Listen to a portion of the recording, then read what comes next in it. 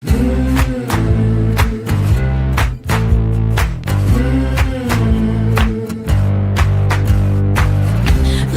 up, I gotta tell you, there is something you should know. I have never really liked you at all. I cannot hide it anymore.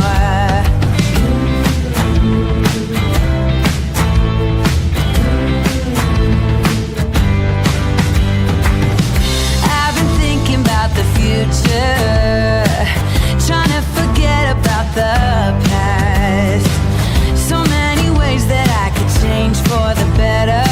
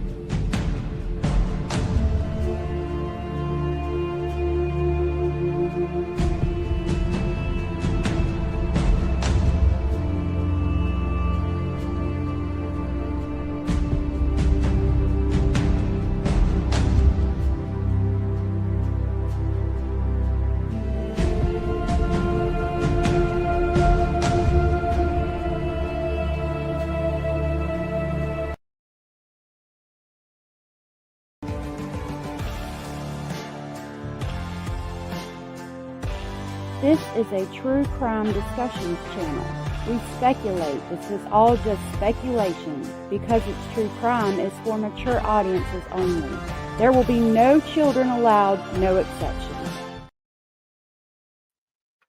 Okay, I was trying to put my headphone in and I guess it stopped, but this is for mature audiences only. This is just speculation.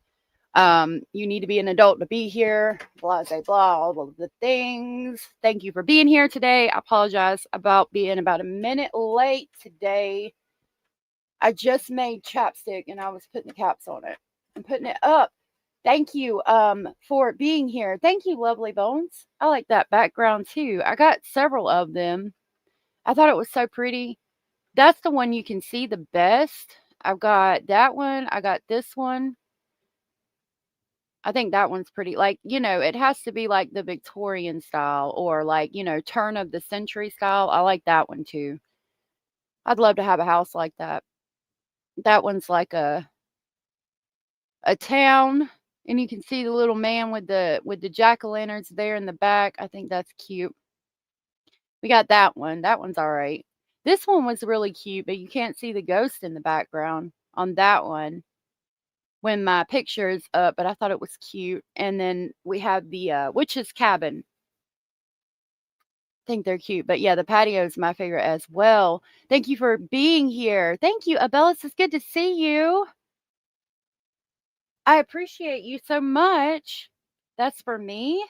Oh, let me access my live on my phone. Hold on just a minute. Hold on just a minute. Lord of mercy, I got too many pages open. Okay, I'll check it out. Kalisa, thank you for being here. Jenny Jen, thank you for being here. Lovely Bones and Snarky Pants, thank you so very much for being here. Mustang 1965, thank you for being here. I appreciate y'all being here. Blue Jay and Laura, thank you for being here. You guys are amazing. Shelby, thank you for being here. I greatly appreciate it. Mandy Lorian, good to see you. Miss Woozy and Holly, good to see you. And thank you for being here. Kimmy C123 and Abraham, good to see y'all. And thank you for being here.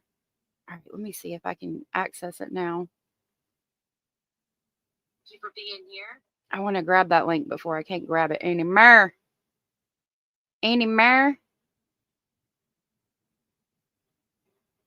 Oh, it went way back. Okay, Miss Scorpio, thank you for being here. Princess Pillow, thank you for being here. This case has me so backed up on school and work. Lord help me. Dank, thank you for being here. Cindy from sunny South Florida, thank you for being here. Monica, thank you for being here.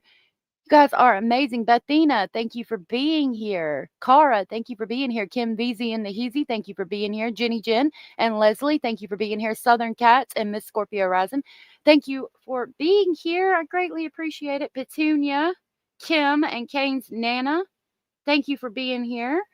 Okay, there it is. Oh, Lordy. I don't know what this is, but I got to save it to a playlist real quick. Hold on. Yeah, we'll go to Halloween clips. All right, let's pull it up. Go like that. Oh, Lordy have mercy. Hold on just a minute. Because we got to do our Halloween clip anyway. Okay, now I can pull it up. I got too many tabs up because we got a lot to discuss today. There's a lot of like breaking news coming out. Okay. So, Cara, thank you. Thank you for the birthday wishes. She said she made this for me since my birthday was yesterday. So we're going to see what she made. Thank you. Or what you found for me. Thank you. Let's see what it says. Oh, Lordy. I took off all my clothes and I put on my birthday suit. Oh, Jessica, you're amazing. So I wrote this song for you. I don't know if I want Break you to write out me a all song. the fireworks and start the barbecue. Cause this here is a tribute in red, white, and blue. Oh, Lordy. America, baby. That's America, baby. Hi there, it's Thank you, us, Christine. Thomas, Abe, Teddy, and George. And we're here to wish you a happy birthday.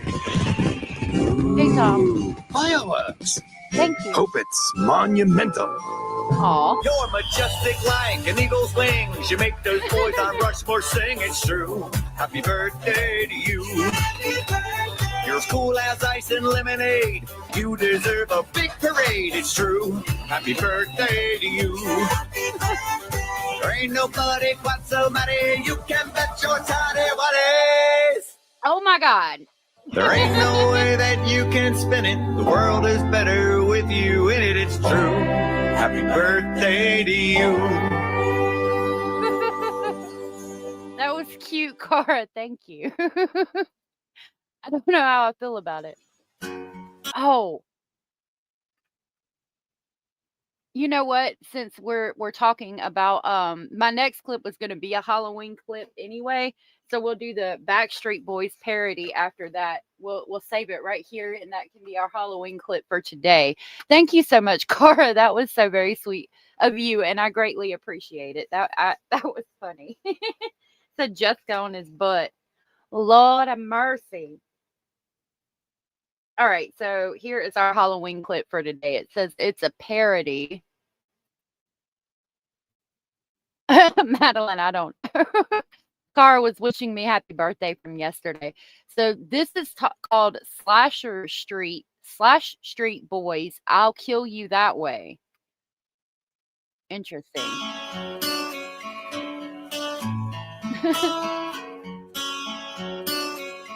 Jacqueline, good to see you. America, fuck yeah. Yeah. Oh, Lordy, have mercy.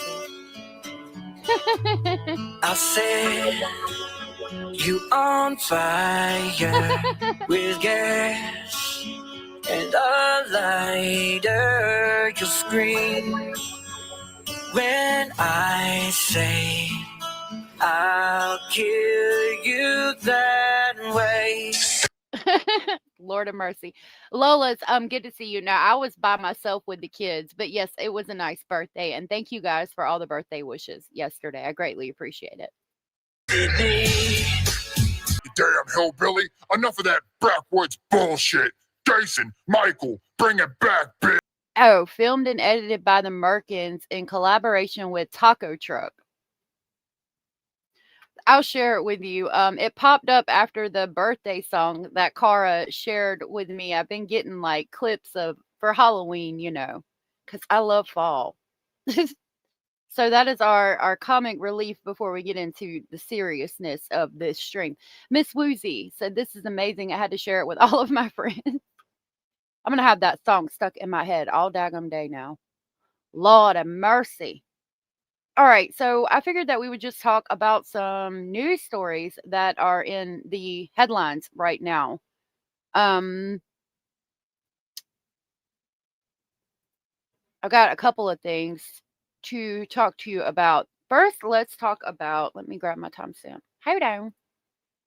1838. Did you guys hear that a guy allegedly confessed to killing his parents, like on live TV? That was a nice little comic relief. Hey, Eddie. What's up, Jess? In chat, salute y'all. Come here from Mark the Shark's live. Mark the Shark is doing such a great job over there. I'm so proud of him. So, yeah, did you guys hear that this man allegedly confessed to killing his parents after an interview, or in this interview, something to that effect? This is a short video on it. Maybe we can find some more. I figured that we would just kind of hang out and chill today. I found several different news stories to talk to you guys about, and there's some new updates as well. Maybe we need to find the interview. So this is a little news clip I found on it real quick. Next tonight, a man confessed to killing his elderly parents 8 years ago in a new TV interview. Lorenz Kraus told a reporter on Thursday that he killed them to save them from deterioration as they age, saying he'd done his duty to them as a son. Remains were found in their backyard. Kraus was arrested after leaving the studio and faces multiple charges, including 2 counts of murder. He's pleaded not guilty. Wow. That is insane. Let me see if I can find it.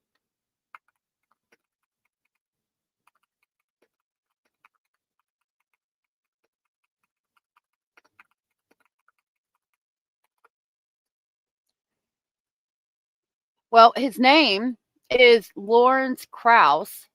He's 53 years old. He made a shocking confession during a CBS interview about killing his parents and burying their bodies in their backyard. The interview took place shortly after police recovered the body of his parents, Franz and Theresa Kraus, from their Albany home. Kraus admitted to the homicides, describing them as mercy homicides for his aging parents who were becoming more frail. He was arrested after the interview and charged with 2 counts of homicide and 2 counts of concealment of a human corpse. The case has drawn significant media attention. Let's see if this shows a clip. I guess this is where he actually admitted it. Did you kill your parents to put them out of their misery? My concern for their misery was paramount. No, Anders. It was a huge burden to have to face this coming up. So you alleviated that burden. You're a good questioner. I have to protect my Fifth Amendment rights on this until the right time. So they realized what you were doing to them as it happened. Yes. They knew that this was it for them, that they were perishing at your hand. Oh my God. Yes. And it was so quick. I did the right thing for them based on the situation. I did my duty to them as a son. And that's everything fell into place. I don't know how it happened that it all fell into place. What was going through your head? Not thoughts, action. Make sure it's done.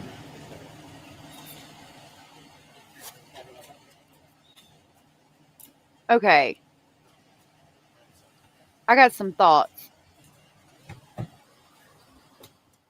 That man obviously is not in his right mind, but there seems to be some kind of cognitive issue, some kind of cognitive impairment, and the fact that he is 53 years old and still living with his parents, like, I'm wondering, even listening to the way he was speaking, it makes me question his cognitive ability, and, the fact that, again, he was still living with his parents. I think that there might be something really wrong. I mean, obviously, there has to be something really wrong for you to kill your parents, but, like, something else. I think his parents took care of him, and unfortunately, it might have cost them their life. Monica, thank you so much for the super chat. That was so Madeline, not Monica. Madeline P., thank you so much for the super chat. That was so very sweet and supportive of you, and I greatly appreciate it. Madeline said, happy birthday. Also, someone better at interneting than me needs to link the 30-minute full interview. Yeah, I'm trying to find it now. We have this article, and they might talk about it a little bit here, but I'm gonna work on locating it. Thank you so much for the super chat, and thank you for letting me know. Yeah, he still lived with his parents for sure. Miss Woozy said both interviews are wild. It feels like something out of a movie, like when they show fake news clips at the end and it's all satire. This is the vibe it gives, but it's totally real. Anders said in the UK, a young autistic woman killed her parents and lived within their corpses in a house for 4 years. I heard about that too, and that is insane. Lola's mom, thank you so much for the super sticker. That was so very sweet and supportive of you, and I greatly appreciate it. I'm questioning why we were having this interview. Like, was he a suspect at the time? And so they interviewed him, and then he ended up confessing. But I mean, I'd say definitely some autism. Something's going on there. Something's definitely going on. Oh, thank you for the ice cream cone. That was so sweet of you, Lola's mom.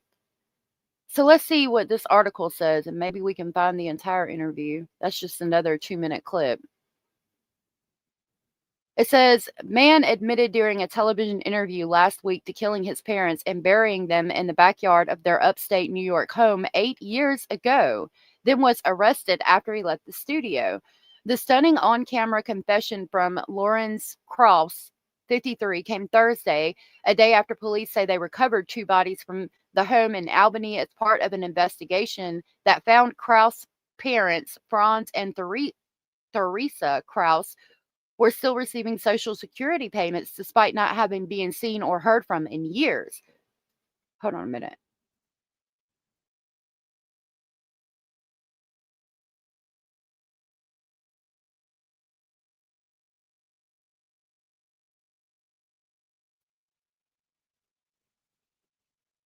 Anchovy Fish, thank you for the happy birthday. I couldn't breathe for a second. I had to take some of this inhaler. Anchovy Fish, thank you so much for that.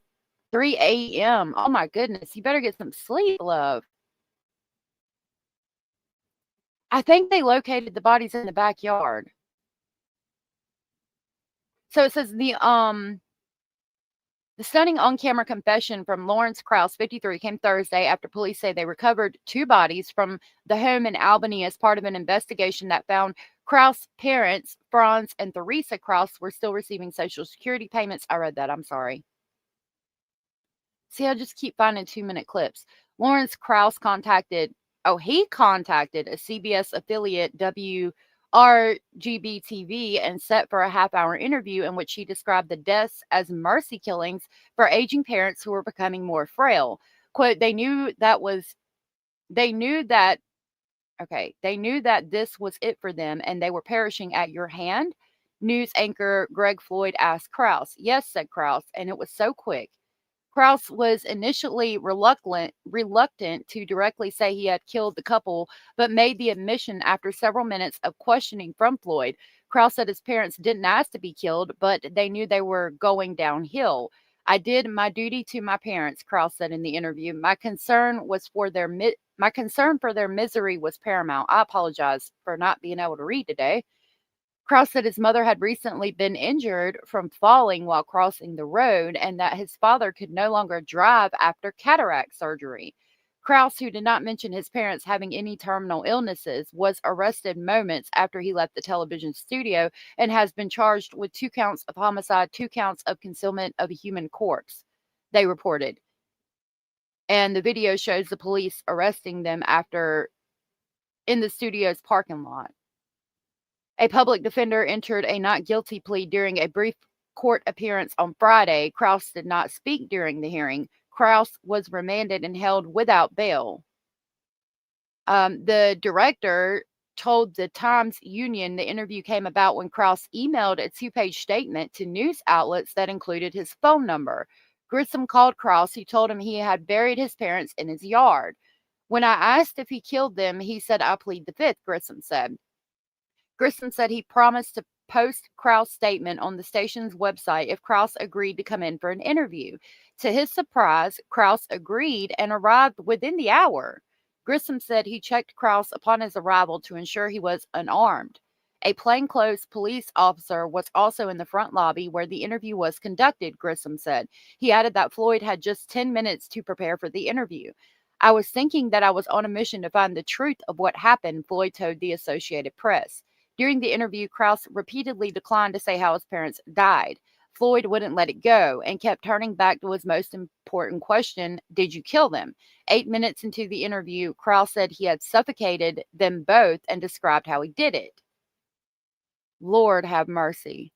This is insane, y'all. Hey, Dandelion. That reporter was the best interrogator ever. We got to find the video. We're going to find the video. Check. Abellis, thank you for saying hey. Jack, thank you so much. And it's nice to meet you. I appreciate you so much. Sounds just like he didn't want to take care of his parents. What a loser. Yeah, after they took care of him, evidently, for 53 damn years. Hey, Kat, good to see you. Can you imagine being staff at the studio and having to call police during the interview? I'd like to hear that 911 call, no doubt. This is insane. Continuing with the article, they said, quote, I did not prepare for this because it was thrust upon us with virtually no notice. And I think that it worked out in an advantageous way because I didn't go in with a set of predetermined questions. I just followed the script that he laid out. I followed what he was saying and reacted to that, unquote. The interview was unlike any that Floyd had conducted during his 45-year career, but he said he keeps thinking about the couple who were 92 and 83 years old and were described by their sons as survivors of World War II in Germany. Wow. Quote, maybe it kept me a little grounded because going through that was a tough thing to go through. And when you think, well, okay, did we at least do justice for those people, for those two people who lost their lives, unquote. Floyd was able to interview Kraus again after he was jailed. The news anchor told CBS Morning Plus that the conversation went more smoothly, but a public defender shut down the interview. Quote, he was a little lost and unsure of what to say in the first interview at times because it was so new. But now he's in jail, he has time to think, Floyd said. He continued to be willing to talk. A public defender who happened to be with another client in the jail visiting area saw what was happening and tried to stop the interview after one question, according to Floyd. Quote, I asked Mr. Kraus, do you want to keep talking? And he said, sure, Floyd recalled. However, after 6 or 7 questions, the public defender told him, that's it. You're walking out of here right now. Wow. So he still talked and wouldn't stop talking. Hey, Julianne, just because he lived with his parents doesn't mean he didn't pay rent. Plus, it's fucking expensive out here in the real world. It is, but I think there's some kind of a cognitive issue, and you'll see when we play the interview. Hey, Rhonda, I think that might be why he stayed with his parents. That interview reminds me of Robert Durst accidentally confessing on a hot mic. Oh, wow. Interesting. Yeah, he pleads the fifth and then proceeds to confess. Make that make sense. Okay, the discovery of the bodies in the yard on a street of close together small homes was the culmination of a financial crimes investigation, which police say found Kraus had been collecting his parents' benefits and using the funds for his own use. Floyd said the story came as a complete surprise. No one had reported the couple went missing. Neighbors thought that they had moved back to Germany, Floyd said. Quote, the public never knew anything until Tuesday when an array of police vehicles showed up on the street and started searching a house and digging in the backyard, he said. Albany County Assistant Public Defender Rebecca Sokol, who represented Kraus at Friday's hearing, said she would be looking into how the interview came about because, quote, if the media was essentially an agent of police in this matter, that could raise questions about whether Kraus' comments in the interview would be legally admissible in trial. Wow. All right, let me try to find the whole interview. I hope they haven't scraped it from the internet.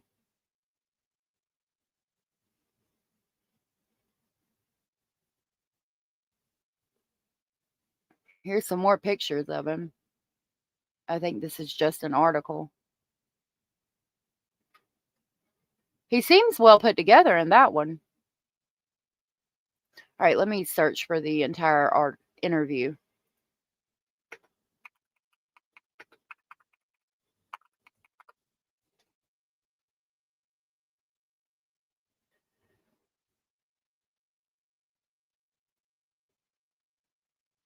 Oh, got it. All right, Lawrence. Well, thanks for sitting down with us. We really appreciate it. We'll get to the statement, but first we want to talk about the more recent event, actually the prior events and now the more recent events. Oh, Take me back to the summer of 2017. Curious. Thank you so much for the super sticker. That was so very sweet and supportive of you, and I greatly appreciate that. It's got a little face going, that's where I'm at. I'm wondering if he is. That's just something I said, Anders. I'm wondering, and you'll see why I'm questioning it when he starts to speak. But don't run with that. That's just me speculating. Miss Woozy said, oh, I saw that interview. You can hear someone talking in the background, and then the interview abruptly ended. It's probably the police. Lord have mercy. Oof. Please don't blame. No. Julian, no. Okay. I don't want you to think, no, I don't think that all autistic people are evil. I have a daughter that's neurodivergent. I don't, no, absolutely not. My reason for saying that, okay, is, I don't know. And again, I don't I don't know personally that he's autistic, and maybe I should walk that back a little bit. I'm questioning if in his mind he really was doing them a favor, like his intent basically. If he saw them falling and like, oh my gosh, they don't want to suffer. I need to do this because like what he's saying, you know what I mean? Like I need to do this so they don't suffer when they get older, not being mentally aware enough to think, my parents don't need to die. They need to live out their natural life. To the best of their ability, or if he's just saying this to kind of try to get away with it, if that makes sense. You know what I mean? Perfect when you want to convince the world of your grand ideas to save the world. Yeah. What a crazy year, and it hasn't ended. We're waiting for the DA so-called mothership that's supposed to show up later on this year. Crazy shit going on. I was talking about the interview at the jail to clarify when the public defender stopped him from talking. I hope I can find that one. See, it was like 90 and 80 something. Yeah. Oh, I didn't mean to upset you, Julian. I don't think anything negative about people with cognitive issues at all. He seems to have some intellectual limits. I'm questioning the news station's morals and ethics. It's obvious he has challenges, and seems they took his challenges and ran with that. Right. That's kind of more what I'm like getting at. Like, does he understand that, no, I don't need to kill my parents like this. They need to live out the end of their life until they die of natural causes. Or is he thinking, I'm saving them from living a horrible life by killing them right now? That's why I said that. And I apologize if it come off in a negative way. Abella said, autistic people are awesome. I worked with some as an RN, and they were my favorite clients. They are so sweet. I know a lot that are very sweet, very intellectual. I didn't mean anything by it, and I apologize if I upset you. I didn't mean to come off as insensitive. Doing them yeah, that's the part that's like, I don't know, because he was getting their disability checks, He could be a psychopath. We share there's something going on. I don't know if he had the mental capacity to understand he should have an attorney and maybe not talk. Right, exactly. All right, let me play the interview. What happened to your parents? My mother wrote me a note. What the crap? Hold on. My mother wrote me a note, which the police must have now, describing her walking across Whitehall Road. Lordy mercy. Not Whitehall, Wolf Road. And she fell down on her face. And she had, when I saw her a week or so later, yellow and green, black and blue marks from this. And hold on, y'all. I don't know if you can hear she it. Wrote that down. And that was a situation that became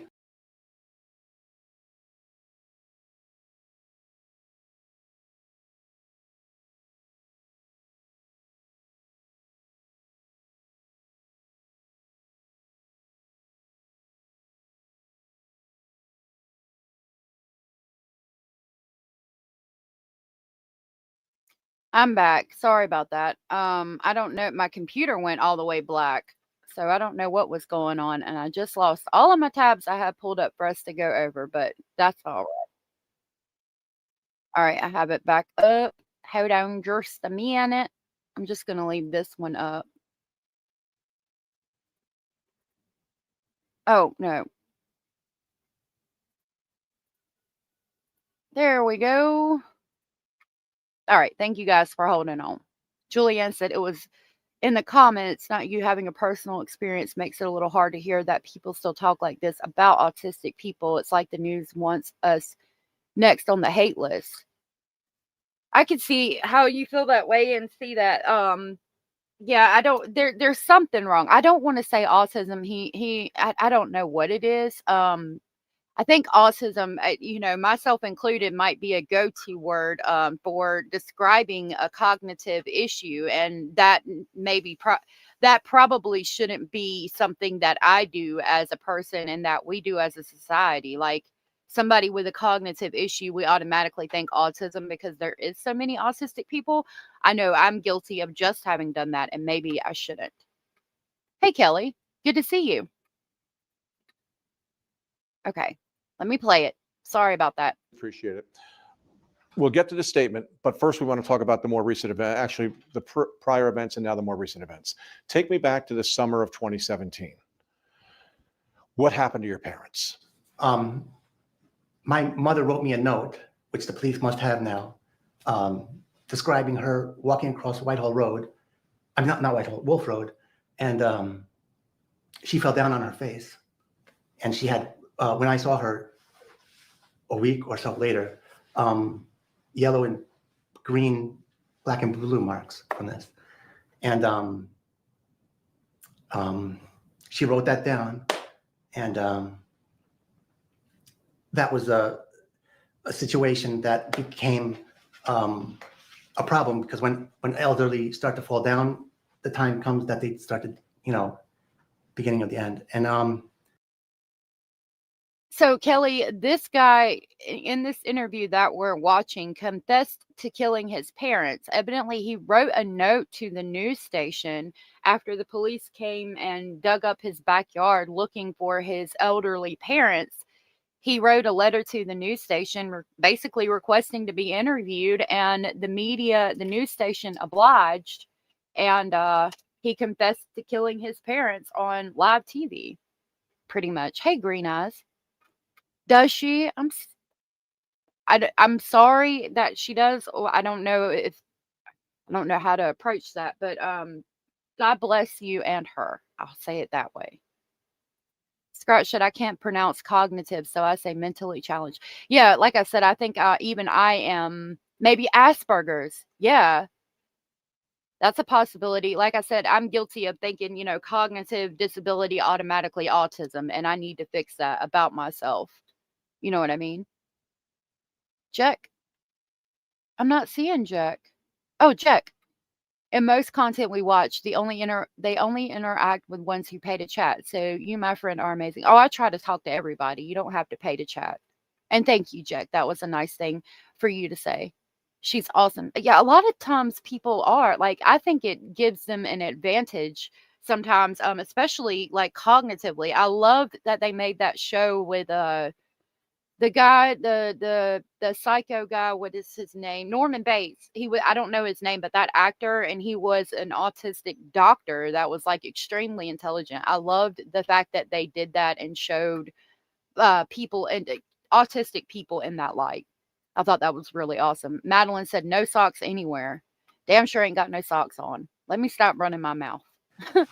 my father also had cataract surgery, and he lost his vision to double vision, so he couldn't be he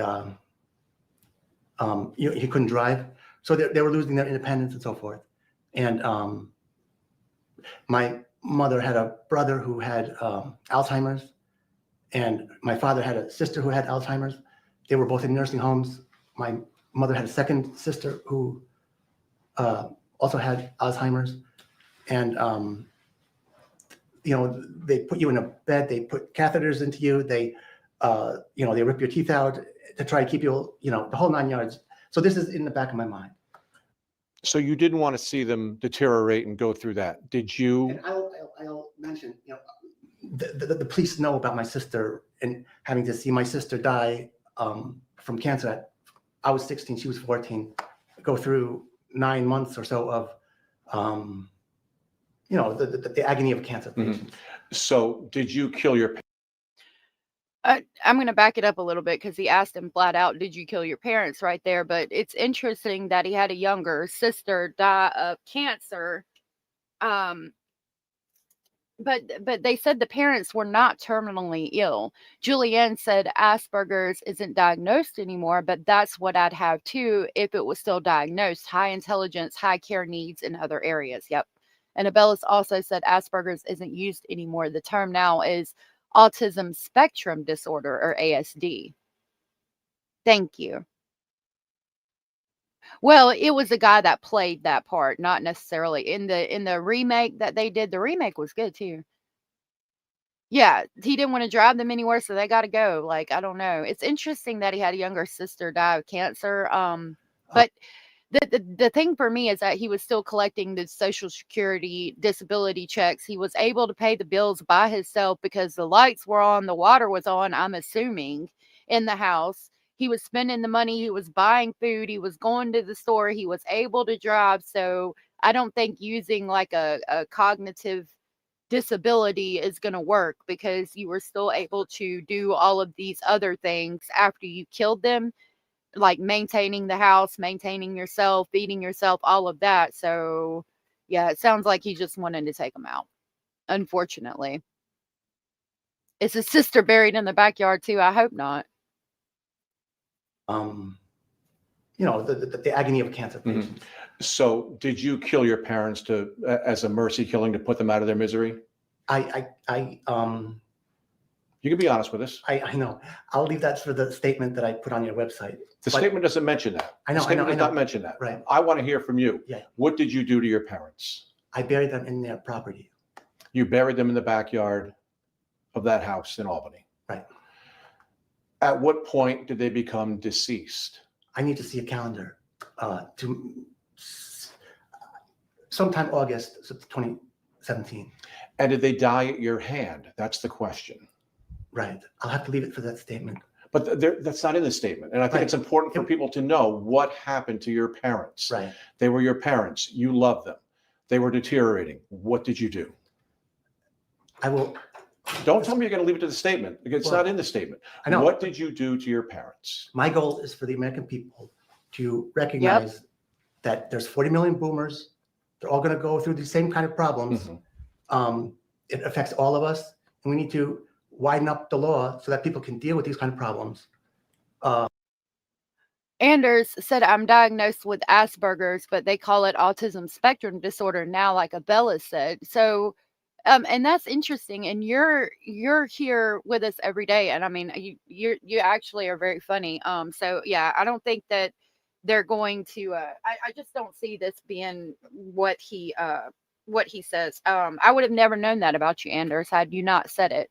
I don't think he buried them alive. I think in this interview, he says that, he suffocated them. The cops were hauling ass to the studio. You know they were. They even said there was a plainclothes officer standing in the lobby with them while they did the interview. What nursing home pulls people's teeth? Yeah, good question. I've never heard that, unless, you know, their teeth were deteriorating. I love that the reporter keeps pressing for a direct answer instead of the monologue. He wanted to get that confession.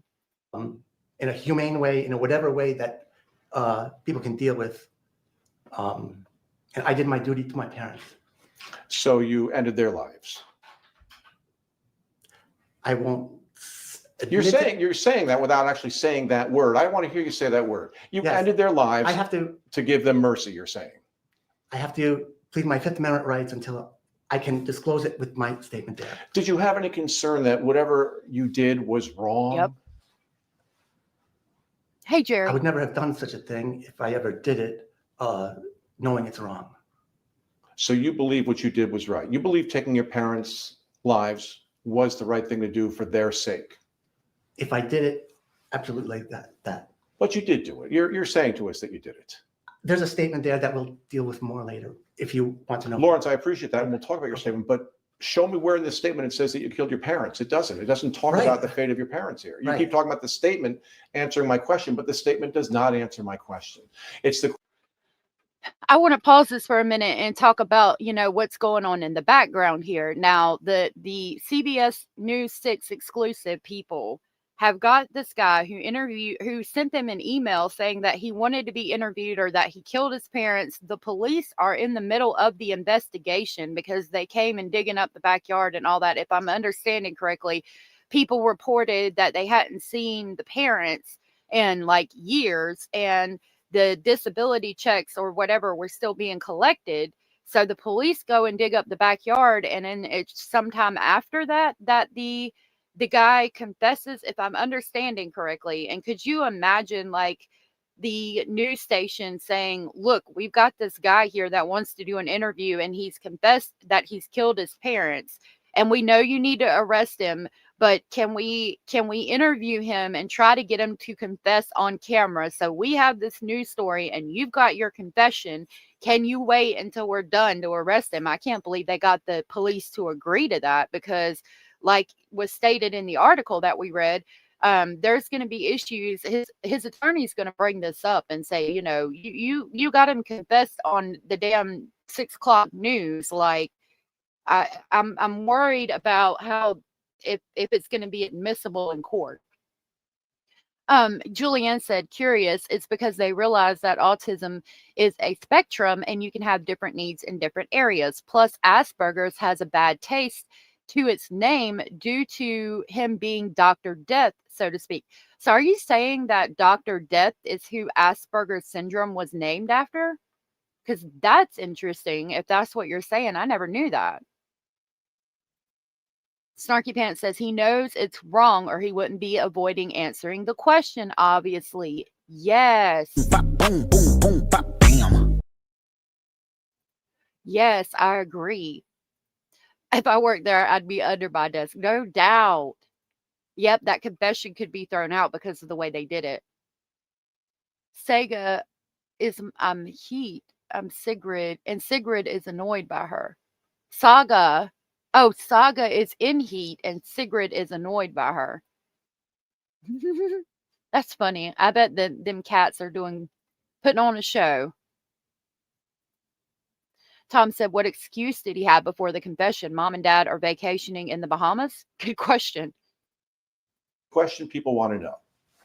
And I think they need to hear it from you. Yes, there's time for that. Really? And I think now's the time. Did you kill your parents to put them out of their misery? I didn't know My concern that. for their misery was paramount. Mm-hmm.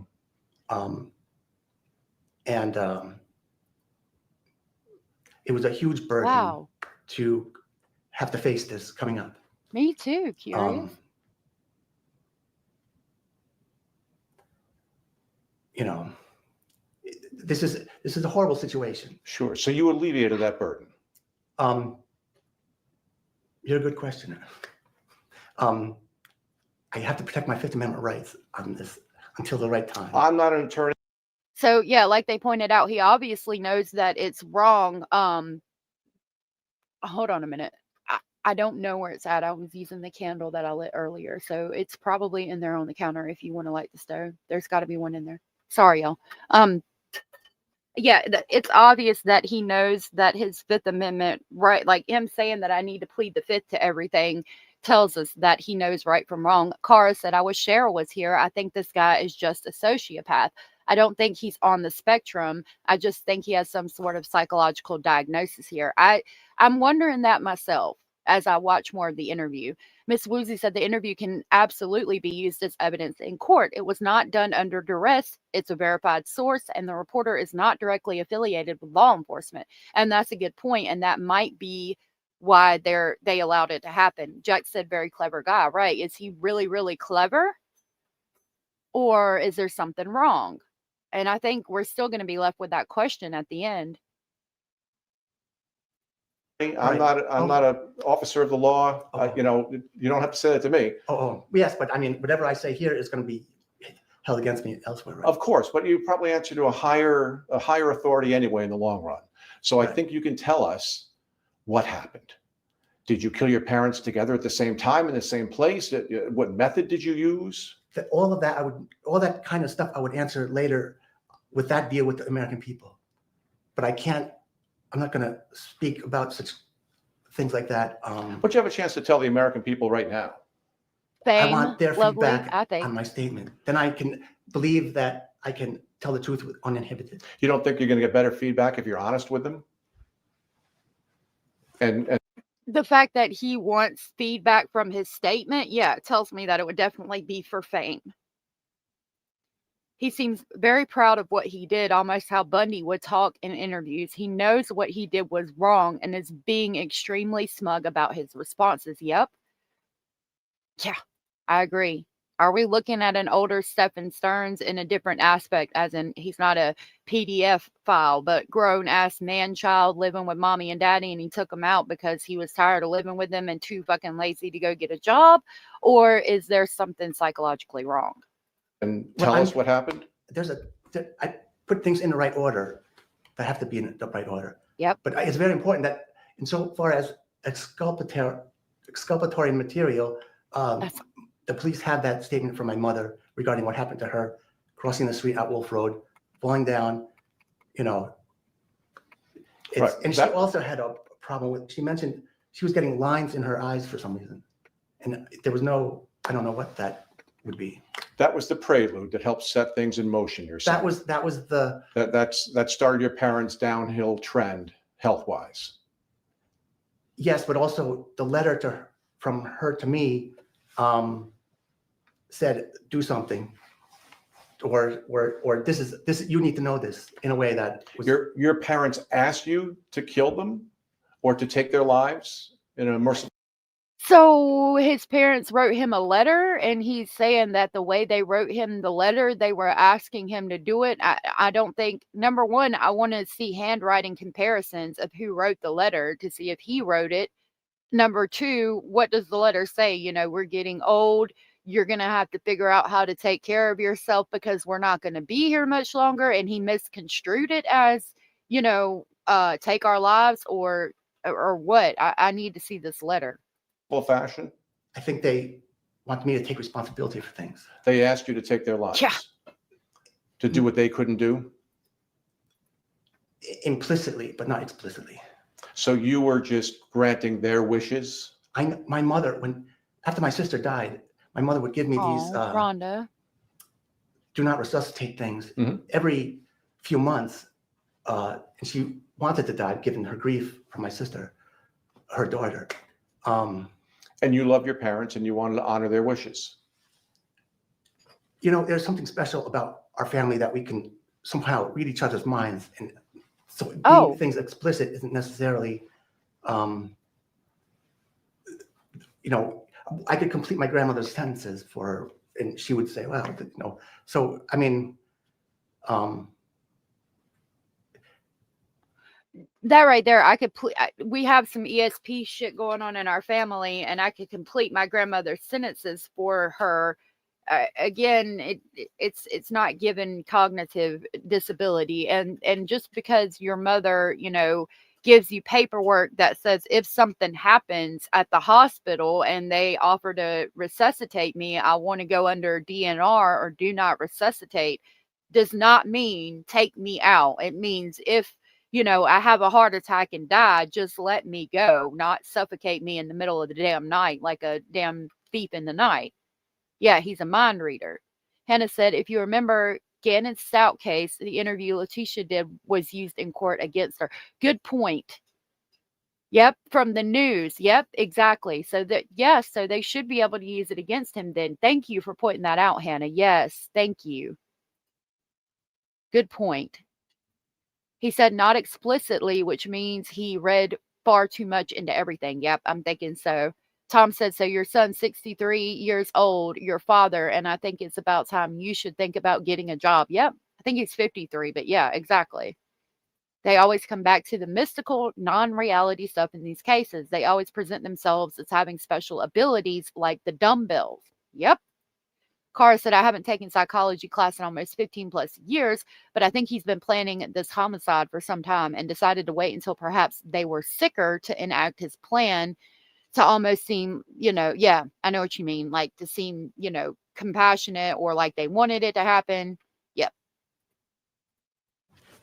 The context of all this became to bear on me. Did one parent, did your mom or your dad more so than the other, ask you to take their lives? They didn't explicitly say that, but they made it clear that they were going downhill. When it actually happened, when your parents died, did they know it was happening to them? Oh, yeah. And they knew it was at your hand? Well, yes, no one else's.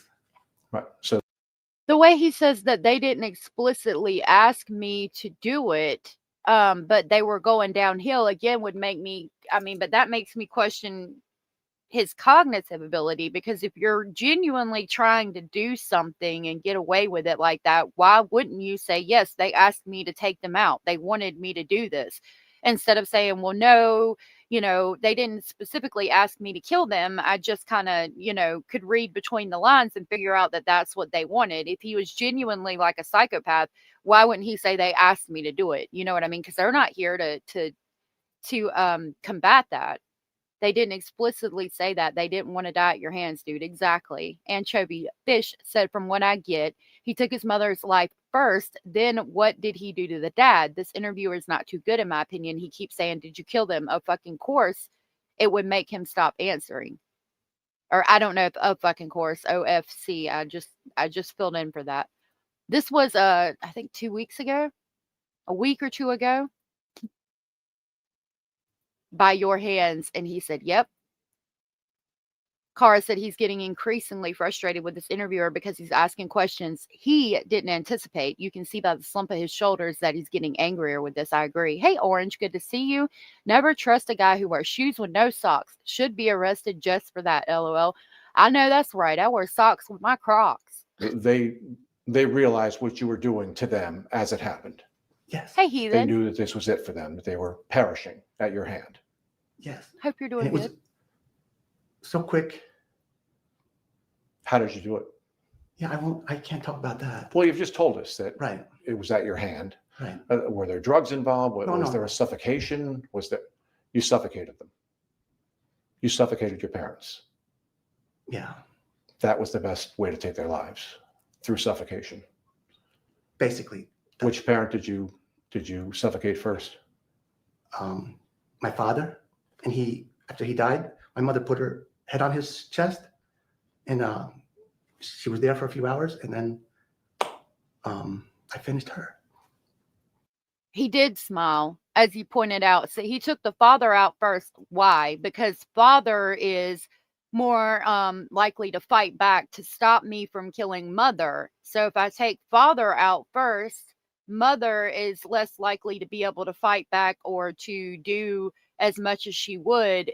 Or, mom's not going to fight like dad would. So I think that's why, it's definitely calculated. He took out dad first because, take out the masculine figure first and then the mother.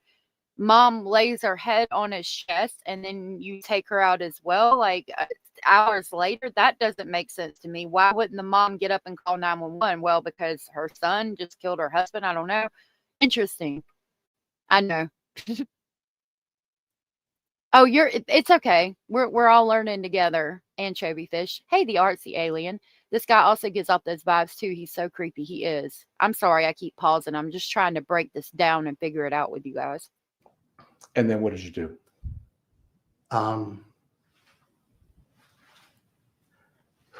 Did you bury them immediately? No. I didn't know what to do after that. I was thinking what to do. It's a possibility, yeah. And it took me several days to realize I can't do this, I can't do that.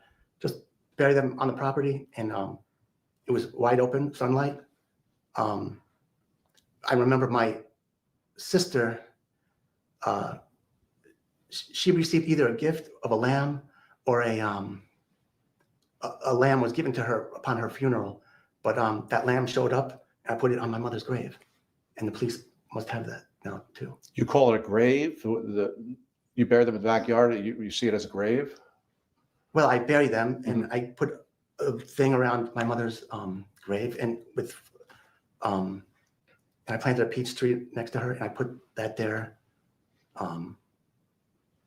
What did you think as you were doing it? As you were taking their lives? What was going through your head?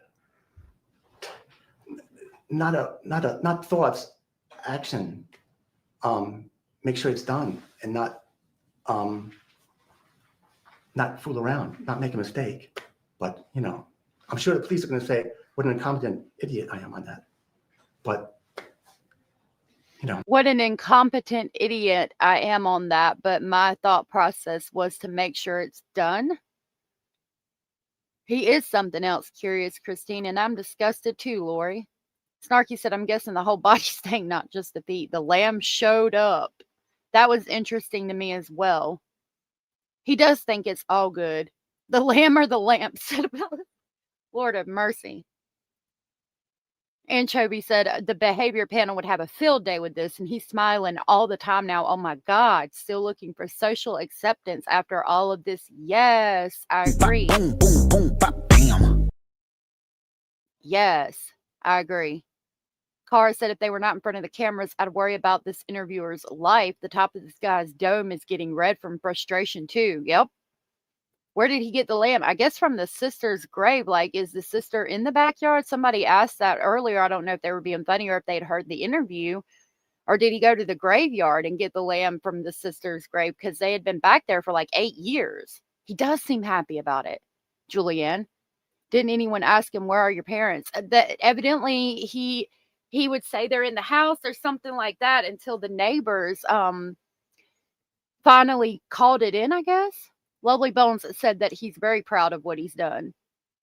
So Bellis was being funny, lamb or a lamp to put over the grave or whatever. But yeah, so bad.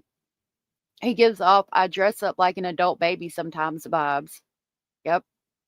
That's a good question. I wonder if he has any other living siblings as well.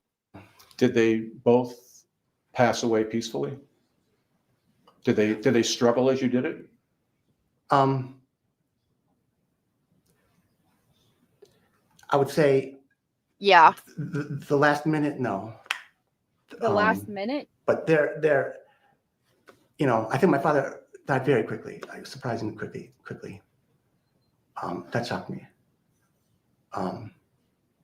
That shocked you. The part with my mother, that went quickly too. Did you realize what you were doing as?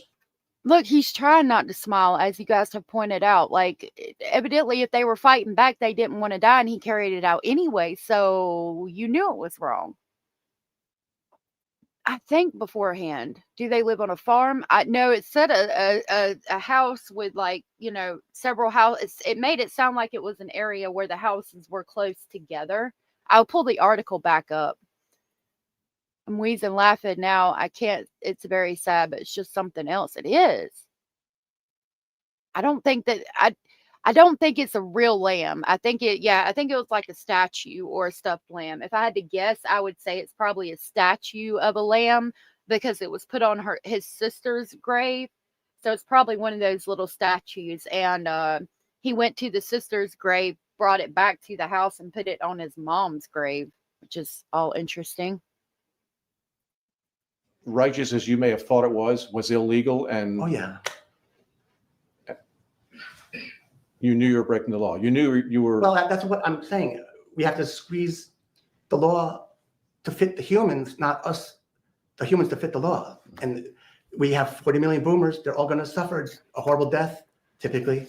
My mother What? always,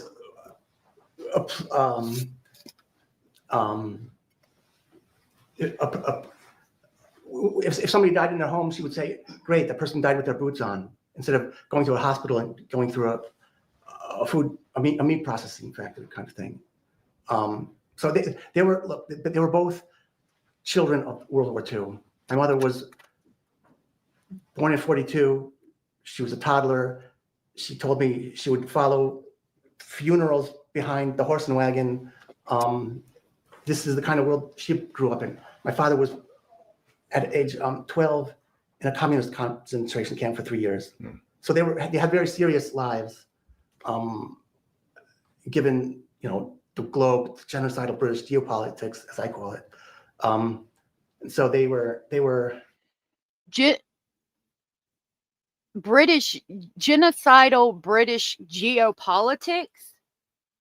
Like he sounds like he wants to. He's trying to sound basically too big for his britches. He don't know what he's talking about, and yeah.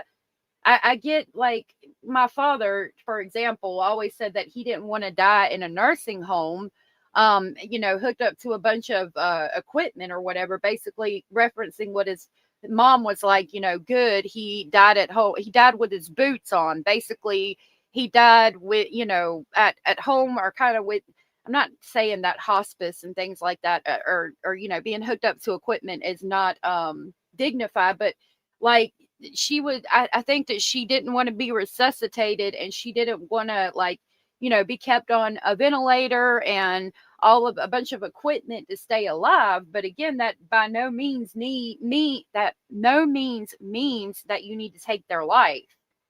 Just because they didn't want to be resuscitated if they died, that she was ready to go. Again, you can't have a dignified killing that way. That doesn't mean, take me out today, right now, in my opinion. Well, if he's worried about Boomer, he needs to look in the mirror. Exactly. Hey, Soup. What did you say? You'd want his DNA, Green Eyes? Soup said, I'm pretty sure his parents aren't boomers. They're the silent generation. My mom was born in 45. Yeah. My mom was born in 55. She's not a boomer. Snarky Pants said, I can't believe this guy hasn't written a book explaining the whole program that he has in his mind and isn't trying to sell it right now. Well, don't speak too soon, because it might be on the way. He'll plead the fifth and confess again on the stand. Exactly. What do you mean, what? What did I say? They did call the letter he wrote a manifesto, so it might be a book in itself. Possibly. His attorney better keep his psycho ass off the stand during the trial. And he's going to be trying to get up there and talk. It's good to see you, Psychic Amelia. I think it's in New York. Boomer generation is 1946 to 1964. Thank you. I want his DNA to see if he has committed homicide with someone else. Oh, okay. It's 5 pages. I don't know. I'd like to see it. Not fooling around on things. They were serious people. When you were doing this, did you think about the financial ramifications, the fact that you would continue to take their government money? Once that happens, and what do you do? The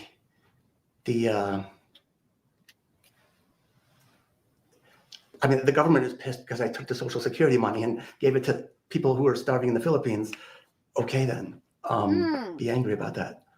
But anything, I gave it to people who are starving in the Philippines. Now, I'm just going to be honest with you about where my mind goes to. I'd like to know who's starving in the Philippines that you gave the money to.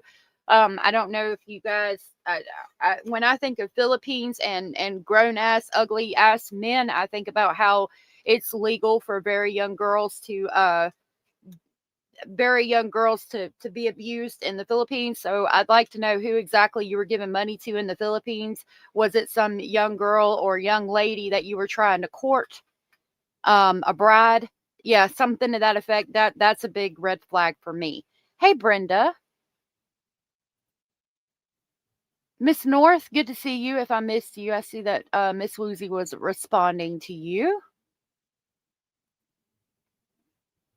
Abraham said maybe a single person in the streets that he gave $1 to. Yeah. Teen bride. Yeah. Child bride. Yep, exactly. I'm wondering if that's what was going on. Good to see you, love. And Miss North, if I missed you, good to see you. 90 Day Fiance gone wrong. Exactly. Please know all the money that I have went to people to help them. Thousands of dollars. I gave almost, not all of it away, because there was still a lot left. But I gave away, I didn't play with the money, I gave it away. I didn't enrich myself. Does that justify what you did? No, but this is not a kill for money case, is important to say. It's I was helping people before that just fine. So it didn't, the issue of taking my parents' money for other purposes related to that doesn't fit. That's why the police, they had a theory going with which we talked about. He diddled himself. On Tuesday, and they wanted to try to say that this was taking their money to give away to other people, but it was that the other part is the primary situation. Someone called that blood money. Right, and I was giving it away. But it's still blood money. Well, Right, Anders? If you kill to take somebody's money away, that's blood money. But if you know, what was I supposed to do with this money? Again, I couldn't tell anyone. The government needs to have an office where you can say, this is something that happened, and here's how it happens, and they need to deal with these kind of problems in an open way. Everything in this country is hidden away, and this is a societal crisis. Again, 40 million people are going to deal with this, and maybe a multiple of that given their friends and family. So I mean, it's a reality of human experience. And I just wanted to say, Before he says that, yeah, he's tapping his feet, I think, because he's nervous. His feet, yep, exactly. The artsy alien said he probably purposely gave it away to justify what he did. That's what it sounds like as he keeps explaining it. Like, it wasn't blood money because I gave it away. They need a secret homicide office, guys. Oh my God. When he said that, though, it reminded me of, like, I'm questioning, say, I don't know if you guys are aware, but evidently in Canada, if you want to, basically, I don't know, like if you're sad, if you're dying of, if you're terminally ill with cancer, you can choose to basically get medication that takes you out. Okay, it's like assisted self-deletion. If I understand correctly, and maybe Abellis knows more about it, but I'm wondering if he had heard about what they're doing in Canada with the assisted self-deletion in certain instances, and if he's trying to do something like that. We have Ethan. Is that really what it's called? You have that in Oregon? Really? I didn't know that was in Oregon. So that's even more interesting. Like, I'm wondering if he was trying to mimic that, but again, they would have to be wanting to do that. Made medical assistance in dying. Thank you, Shelby. Yeah, okay. Yeah. But again, even if that's what he was trying to do, that would have to be their decision. in 2020, there was this Oh, you're good. YouTube channel called Tribe of the Fox, and they did a video called The Mannerbunde.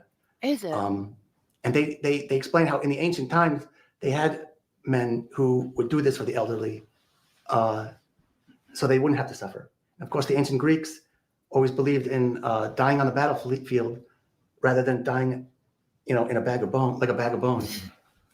So, I mean, culturally, America is totally different. They didn't die on a battlefield, though. It sounds like they died in their beds with a pillow over their faces. No, but you could put it that way. I mean, it wasn't a battlefield. I do Well, too. right. It's not. I mean, the preference of people of the ancient Greeks was to die on the battlefield rather than die so infirm that you had nothing. Was it a pillow that you used? No. What did you use to suffocate them?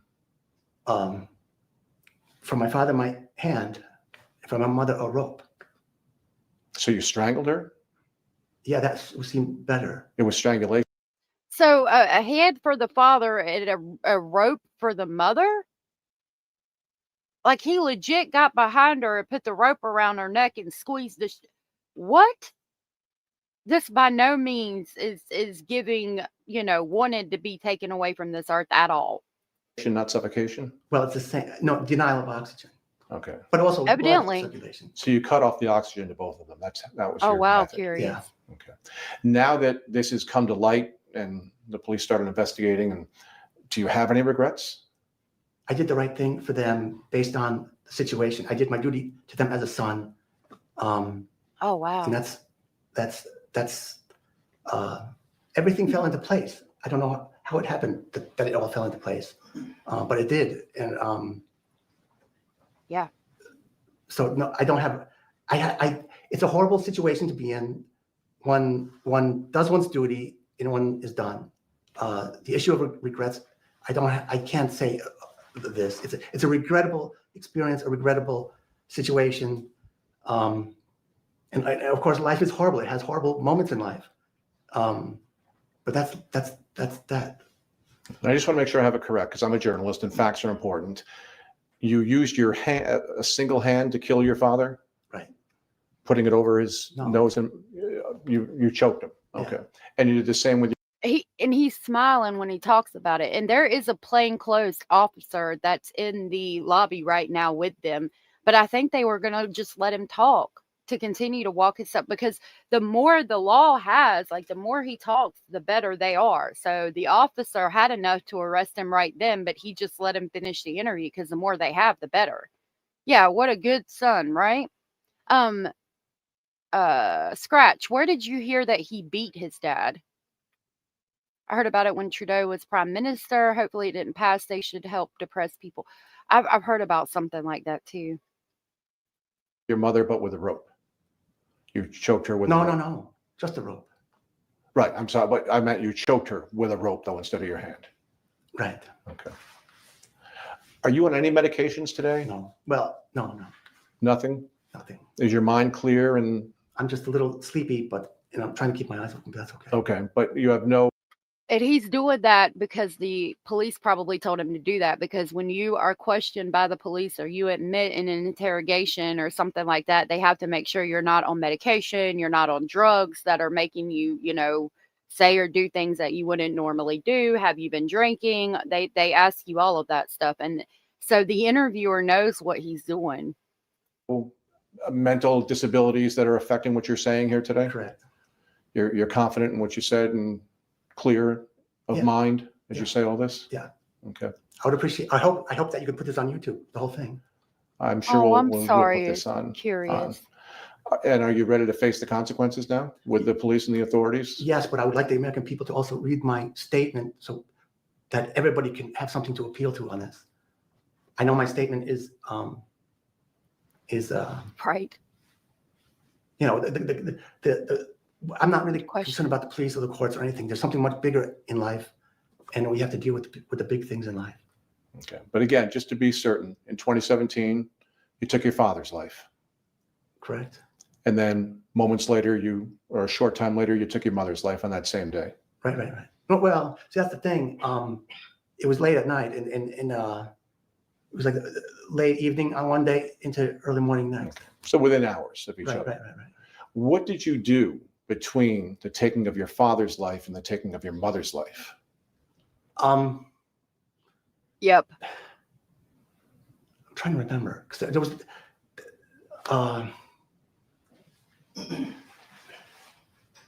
Yeah, I don't remember. Did you sit with your mother? Were the three of you together in one Well, room? before they died, my father was here, my mother was here, and I told them what happened to me and my sister after she died.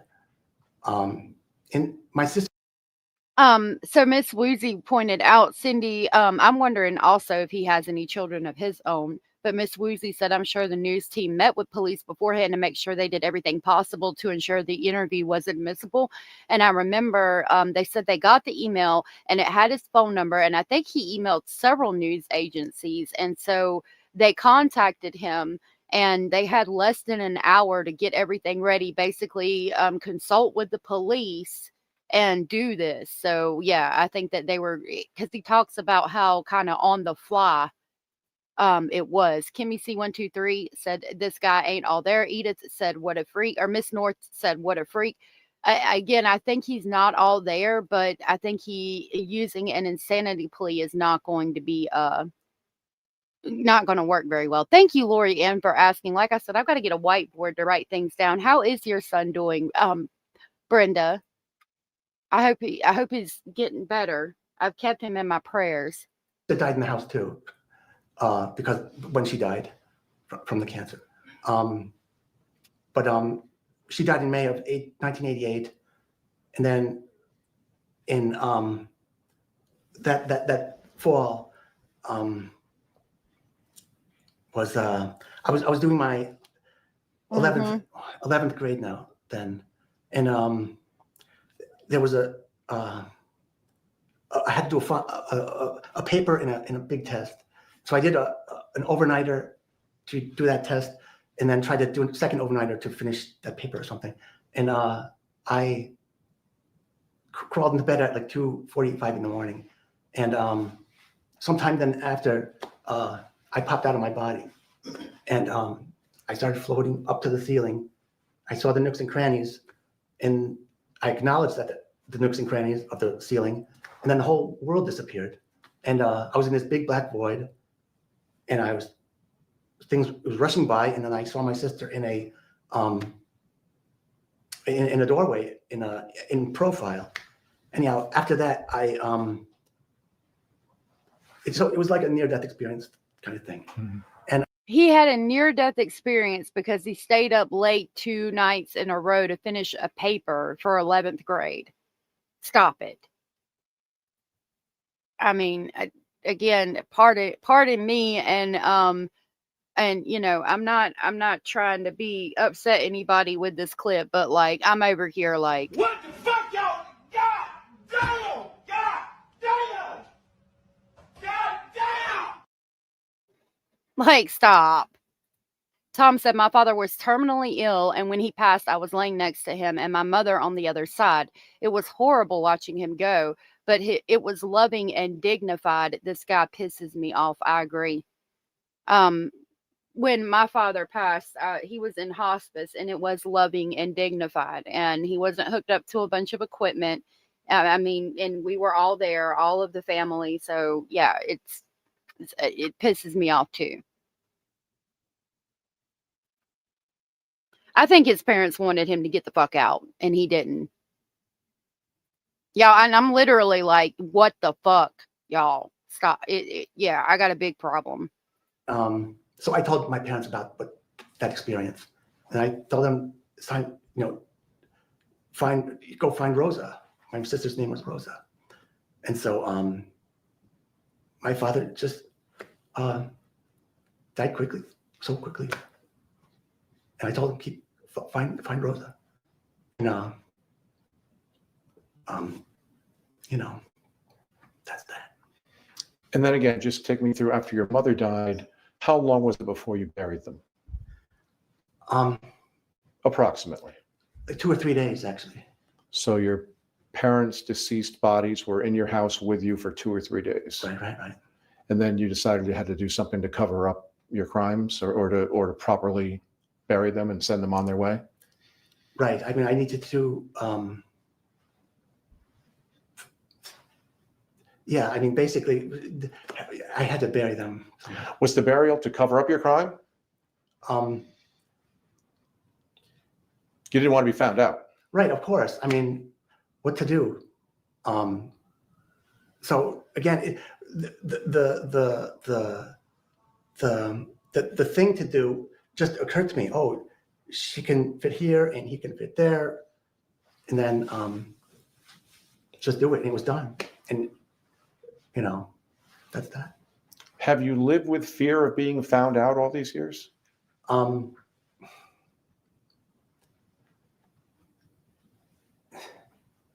I think so, because he buried them, hid the body, and continued to cash the checks. Crotch goblins do shit like that. That wouldn't be the first time someone obliterated their family because they wanted their crotch goblin to get out. And for the record, he's a crotch goblin. Children care for their parents. I agree. And yeah, there's no remorse. I think he kept their bodies in the house for much longer because he's vile. Yeah, he kind of stutters when he says that, but he stutters a lot too. Right, of course, what to do. Maybe don't do that to your parents. Exactly. Like, no, I don't think anybody's falling for his bullshit right now. Working on getting him up to Michigan with me. I'm so sorry, but I'm sorry that happened, Brenda. But yeah, maybe it's a blessing in disguise. Maybe he will, he'll be able to come up there and be with you in Michigan, and you can take care of him. Man, I wish I had a way to help you.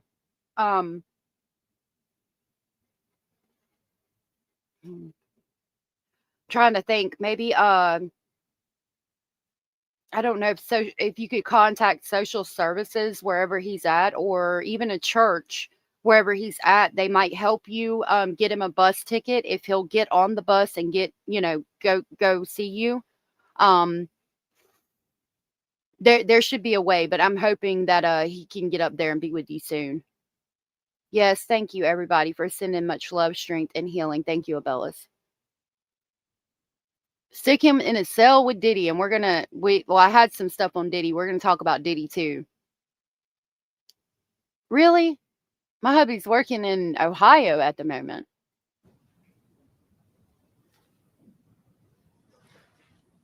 I struggle to do other things with my life to try to make something great out of it. Because if that's what I know, that they would not want me to rot away to death in prison over this.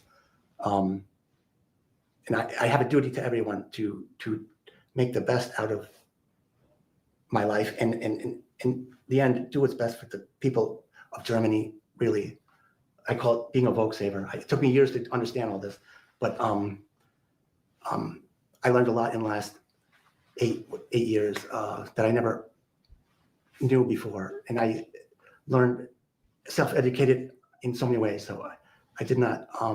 The issue of being caught is. I was able to buy time to solve huge problems. And that's worth it in many ways. To the American people, to me, and to them, to their legacy, to their, Do you think people are going to accept this rationale they probably won't. and feel for you? What they need to feel is for their own parents. They're going to face the same problems, and they're going to have to find solutions ahead of time, or else they're going to end up like me. That's the reality. Are you telling other people that when their parents start ailing, they should take their lives? They have a duty to their parents to bring them comfort Awesome. at the Hey, end Becky. of life when they believe they need to. But again, just to Thank be you. clear, you took both your parents' lives. Yes. And you realize that you're probably going to face the criminal consequences. Oh, of course. I mean, you're probably going to be arrested and Well, charged. And Yeah. I mean, I'm sure they're going to, it's a process. You have to go through the process. How it will come out at the end, I don't know. I'm wondering that myself, Tom. If a detective interviewed him years ago, how did he get away with it? And I mean, again, that tells you that he knew right from wrong. Menendez brothers vibes. Ye scratch. Nah, if he goes, insanity defense won't work because he's been avoiding answering at the beginning, and they're trying to trying to justify what he did, even if he throws his astral projection out of body thing. Yeah. I don't think that the insanity plea is going to work because he clearly knows right from wrong. And that's the whole insanity basis, that you didn't know right from wrong specifically. And it can be proven that he did.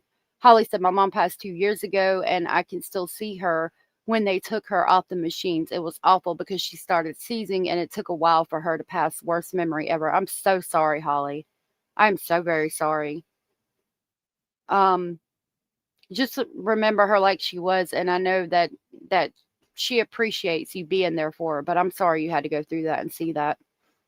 It was about 8 years ago. Evidently, he's portraying it like he thought he'd be praised for it. Becky, this is the guy that confessed to killing his parents during this interview.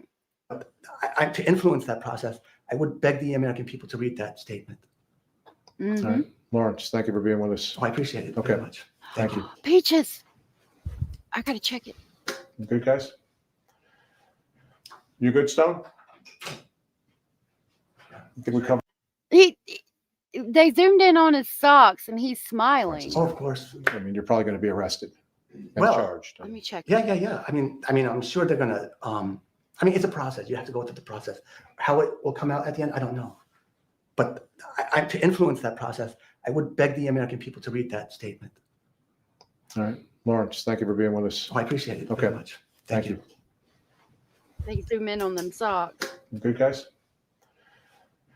You good, Stone? I think we covered all the bases. Yeah. Is there anything else you want to say? Why did you write that manifesto? What? I'm calling it a manifesto. What would you call it? A statement to the American people. Is that what I wrote? That's what you wrote down? I wrote statement to the public because you said that. Yeah. You said that to me. Right. Yeah. A statement to the public. What was the other option to call it? Manifesto. Not a manifesto. Just a statement to the public.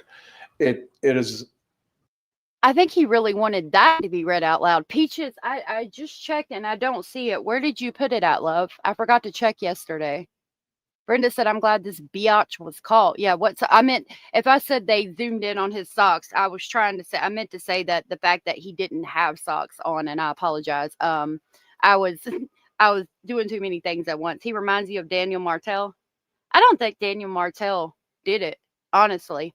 Yeah, a statement to the American people. So a manifesto. Yep, I think that's what it was. He's loving the spotlight. The third message up on staging. Okay, thank you. I'm gonna look at it right now. A bit rambling, a bit hard to follow. Right. That's why I say I need more conversation over this. But do you think people are going to want to talk about this or the fact that you Absolutely, took your parents' lives? Right, they're going to talk Aww. about that. That's what they want to know. It's just the reality. So I mean, they'll, it's a horrible situation to be in. Everybody, many other people are going to face it. But are other people going to take the same actions you took? Probably not, because they don't have the same kind of sense of duty to their parents as I did. Duty is I owe it to you to do it, as opposed to right and wrong, the law, etc. These are different ways of being. And of course, the law in this country does not allow for this way of being. But are you truly confident that's what your parents wanted? I know my parents are harsh in certain situations. And if my mother could see where she was going, she would never want that. But you said they didn't expressly ask to be killed. Right. Are you sure you did what they wanted to be done? Yeah, they just caught him. I think that they would have increasingly would have wanted me to help them if their situation got any worse. So that day in what you think was August of 2017, what made that day the day? I think it was a colder evening and the windows were closed. So it was not a, it was just no noise or something like that. So you were safe from detection? Right, of course. Because it was a summer, right? It's usually hot and windows are open, but it was kind of cold that period. What? So because it was a little chillier that night, you decided to take your parents' lives. That note she gave me was sometime in May or June, I think. When she said she fell, it was May or June or something like that. So this has been, my father already told me he has double vision. He had a hearing aid. He couldn't hear anymore. His eyes were going. He couldn't drive. My mother, I knew, was not using her turn signals properly. So they were losing their independence. He keeps trying to justify it. Yeah, sense of duty. Like what? Sense of duty. I think he wanted a sense of duty in life. And so this was gonna be the sense of duty that he never had in his life. He doesn't make any sense at all. No, you're good, Peaches. This interviewer is struggling not to react to this. Yeah, exactly. He basically said his parents wouldn't have agreed with him. Yep.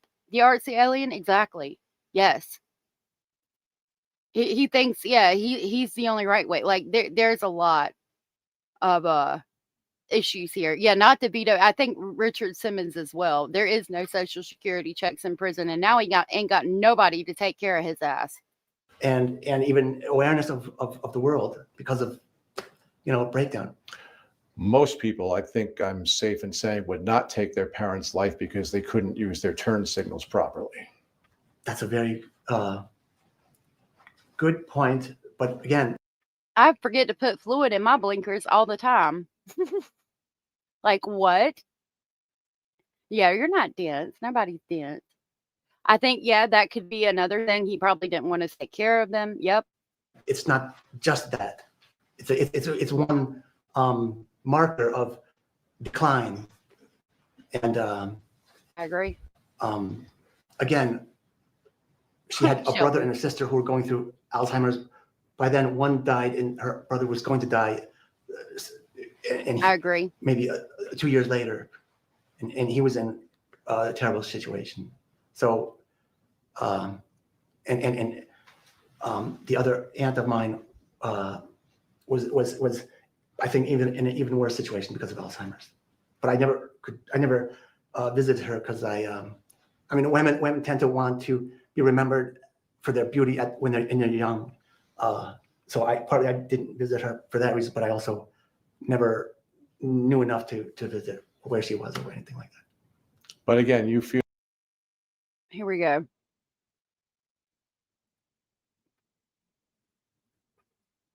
He does look like that.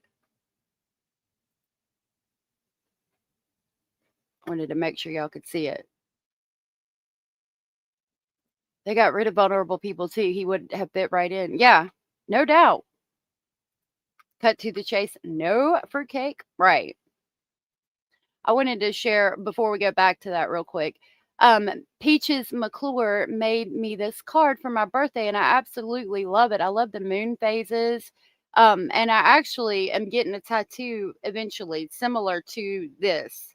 So it's real interesting that you did that. And of course, the bunny is there for Basil, who is sitting in front of the AC right now. I love this very much. And thank you so much. That was so very sweet of you. I love that. It's absolutely beautiful. Thank you so much, Peaches. That was so very sweet of you to do that.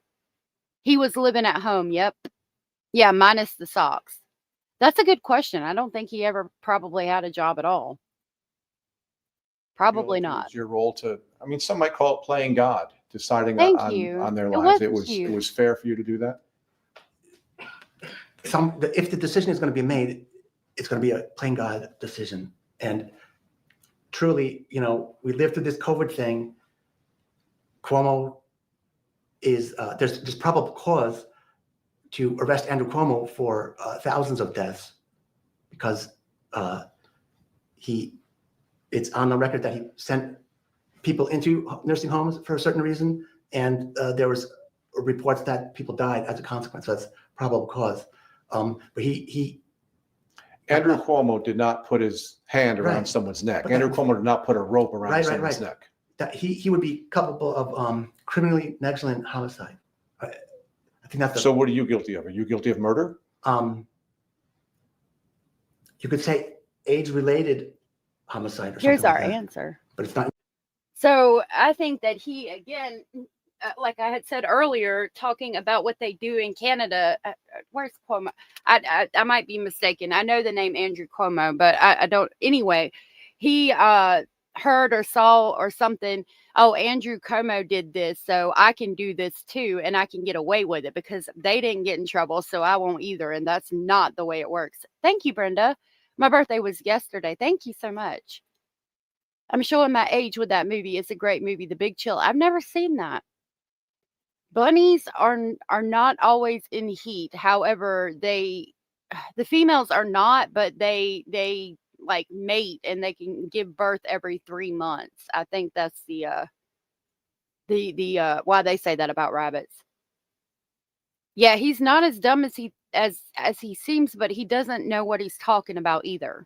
In the law, but it should be. Somehow it should be, and maybe it will be, and maybe if it's accepted at some point, because there's 40 million people, they'll want it to be accepted. This will blow over, and I'm willing to make restitution to the family. That's why I mentioned that other type of legal system. And Lawrence, this is not going to blow over. I know You killed your parents. There Look is at him smile. that situation, but to me, it's not very important. It's No doubt. politics is subject to change. Everything is negotiable. Donald Trump has proven that everything is Thank you, negotiable in this Psycho. country. And if you have a good idea and you can help people, you can get a better outcome. Did you ever kill anyone else? No way. Did you ever commit physical harm to anyone else? No. This was it. Just Right. your mother and your father. Yep. No one else in your family ever suffered at your hand? No. Okay. Just wanted to check. Yeah. All right. Thank you, Lawrence.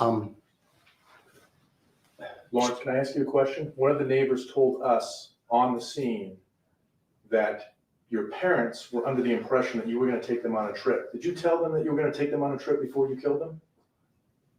No, but I asked my mother if she wanted to go with me for a ride to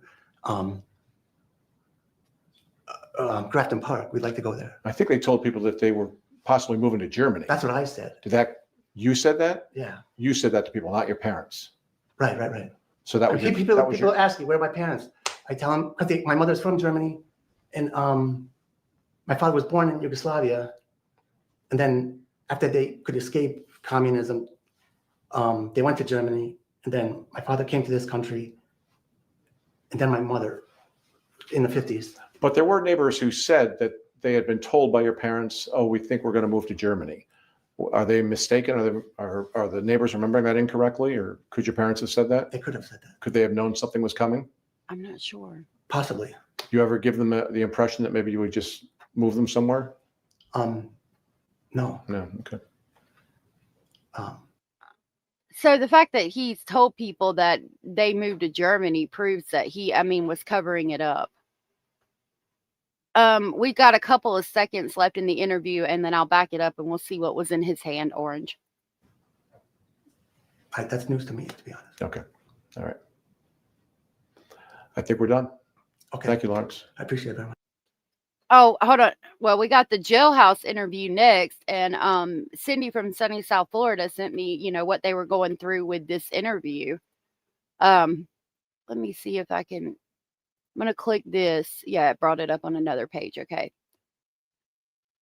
So we got that to look at. Let me back it up and see if we see what's in his hand.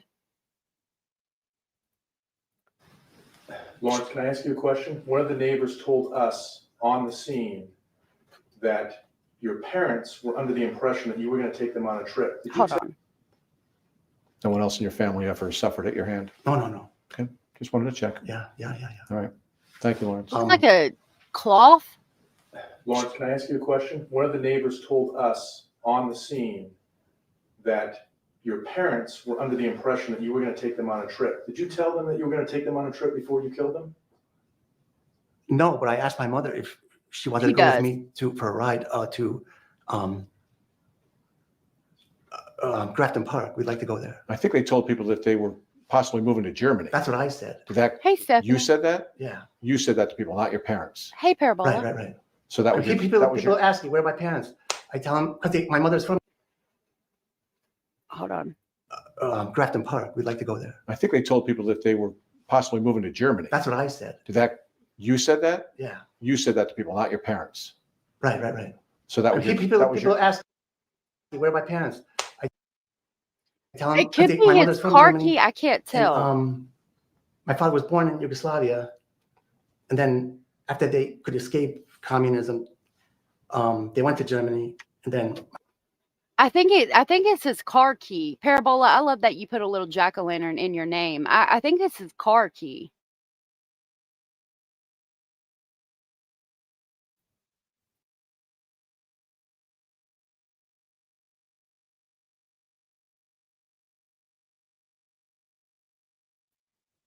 Sorry. Peaches said, that's awesome. Birds are the most ill taken care of the animal. I'll take care of the animal. A Swiss farmer has a TV program. He put electric fence at 4,000 volt between the males and females, and that didn't do the trick. Oh, wow.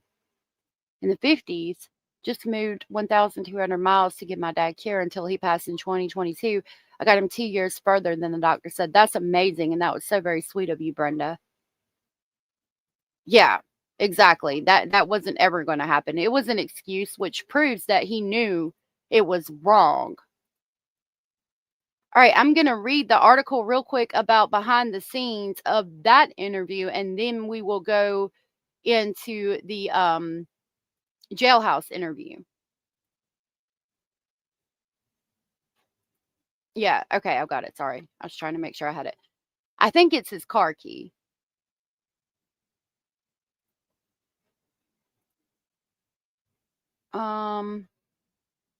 Okay, I'm going to try to read it if it'll let me. So it says, CBS director Stone Grissom said nothing could have prepared his newsroom for the moment Lorenz Kraus, let me write down his name real quick.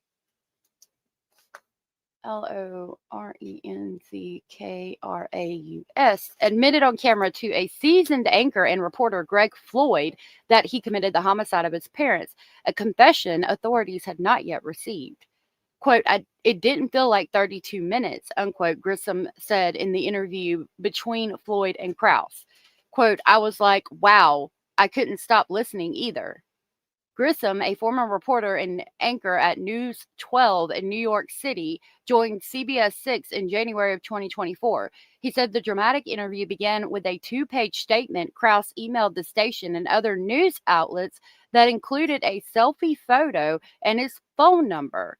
Quote, I called to verify who he was, Grissom said. On the phone, he told me he buried his parents in his yard. When I asked if he killed them, he said, I plead the fifth, calling on the Fifth Amendment's protection against self-incrimination.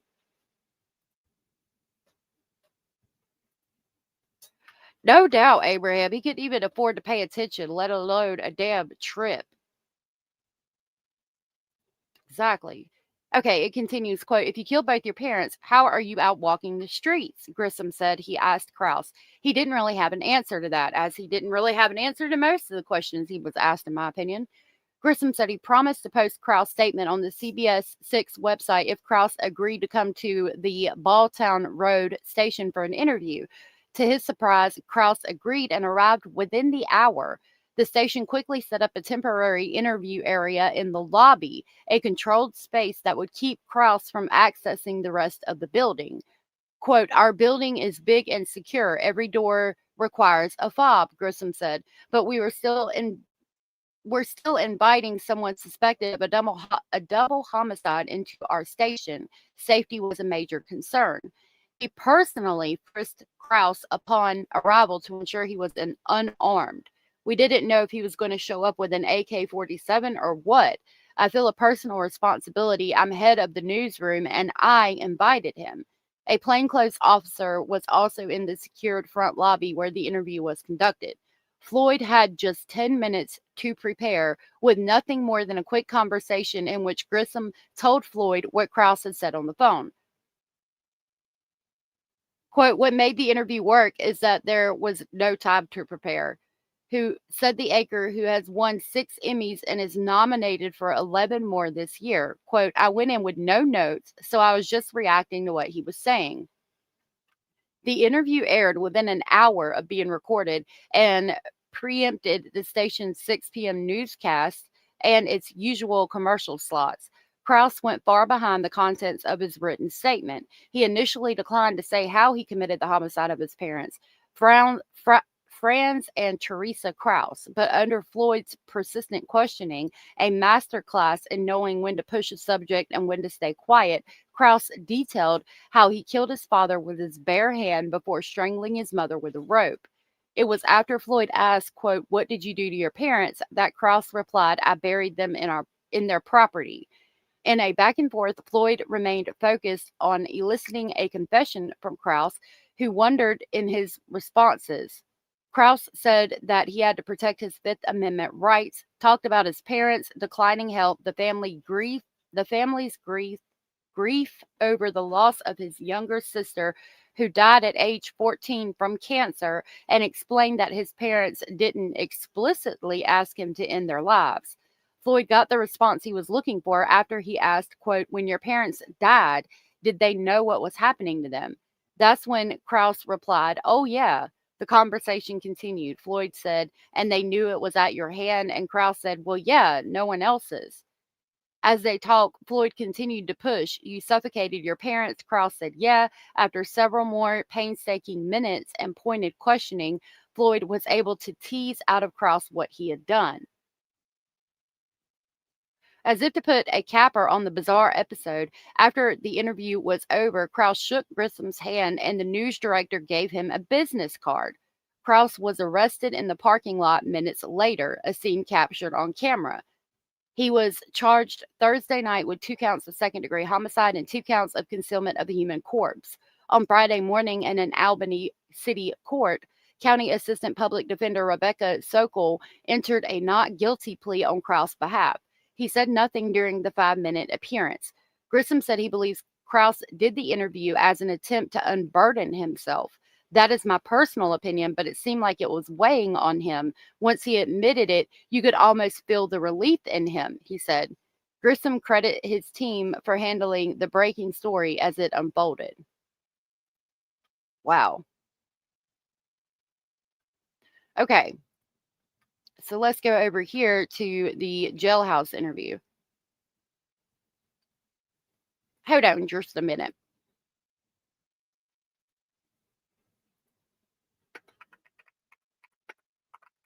I want to kind of do it in order.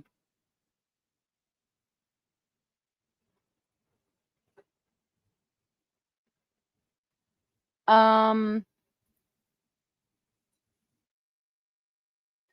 going to come over here. I just wanted to show y'all the arrest real quick, and then we'll go to the jailhouse interview. You took your father's life. Correct. And then moments later, or a short time later, Yeah, you took your party mother's life pit. on that same day. Right. It's a stunning confession. A 53-year-old man admits to killing his elderly parents. He says to put them out of their misery. They made it clear that they were going downhill. Lorenz Kraus's parents disappeared 8 years ago, but they were still collecting Social Security benefits. With suspicions finally aroused, police obtained a search warrant and the remains were found. Just hours after the bodies of his parents were discovered in their backyard, Kraus reached out to CBS 6 in Albany and described how he says he killed them in 2017. Were there So it was after he admitted killing them. I mean, I'm sorry. It was after the police came and dug up the backyard that he wrote the letter and wanted to be on the news and basically admit what he did. But the fact that he hid it for 8 years and buried them in the backyard, and it wasn't until after the police found their bodies that he admitted to everything, again, is going to make it impossible for him to try to get out of this, I think. drugs involved? Was No. there a suffocation? Was there? You suffocated them. You suffocated your parents. Yeah. What did you use to suffocate them? For my father, my hand. Okay, the way though he just looked up, he shook his head and then when he was asked if he suffocated them and then looked up over to the right, like if you look at his eyes, they go up and over to the right. I wonder, it makes me wonder if they're going to find something else in the autopsy that they died from, like being beaten or something to that effect. I don't know what they could determine after 8 years being buried, probably just in the dirt. But I'm wondering if he actually suffocated them or if it was more horrific. I backed it up a little bit where he says he suffocated him. Watch Lawrence here. What did you use to suffocate them? Him. Oh, hold on. For my father, my hand.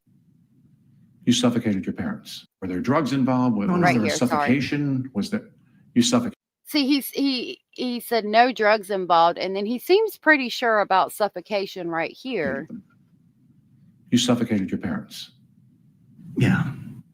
See the way he looked up and was like, kind of looked his eyes and then thought about it for a second and said, yeah, like he was going to go with that answer because it was better than what actually happened. Yeah, they can't put him in prison fast enough. Yeah, he walked out to the parking lot. We're going to see it. The police arrested him when he walked out to the parking lot. I agree. Some people are real trash. This dude has been a twisted conspiracy theorist for years. In my honest opinion, Google his name. Oh, we will. Because he wasn't Mirandized. They can't use this as trial evidence, but they can use it as part of opening and closing statements. I think they can, though. The way they question him, you know, you're not under any substances or anything like that. I'm wondering if they can, Abraham. And he might have been Mirandized. I don't know. Hey, Max, good to see you. I think they'll be able to use it, honestly. What did you use to suffocate them? For my father, my hand. For my mother, a rope. Kraus insisted it's what his parents would have wanted. You know, my father already told me he has double vision. He had a hearing aid. He couldn't hear anymore. His eyes were going. He couldn't drive. My mother, I knew, was not using her turn signals properly. So they were losing their independence and even awareness of the world. After the 32-minute interview, Kraus walked outside where cops were waiting to arrest him. So that was his arrest. He walked outside of the interview room or walked outside of the lobby and was arrested. Kraus walked outside where cops were waiting to arrest him. Despite his on-camera confession in court, a public defender entered a not guilty plea for Kraus, who neighbors reportedly describe as having serious mental health issues. Serious mental health issues. I knew they were going to bring that up. All right, so now we've got the jailhouse interview.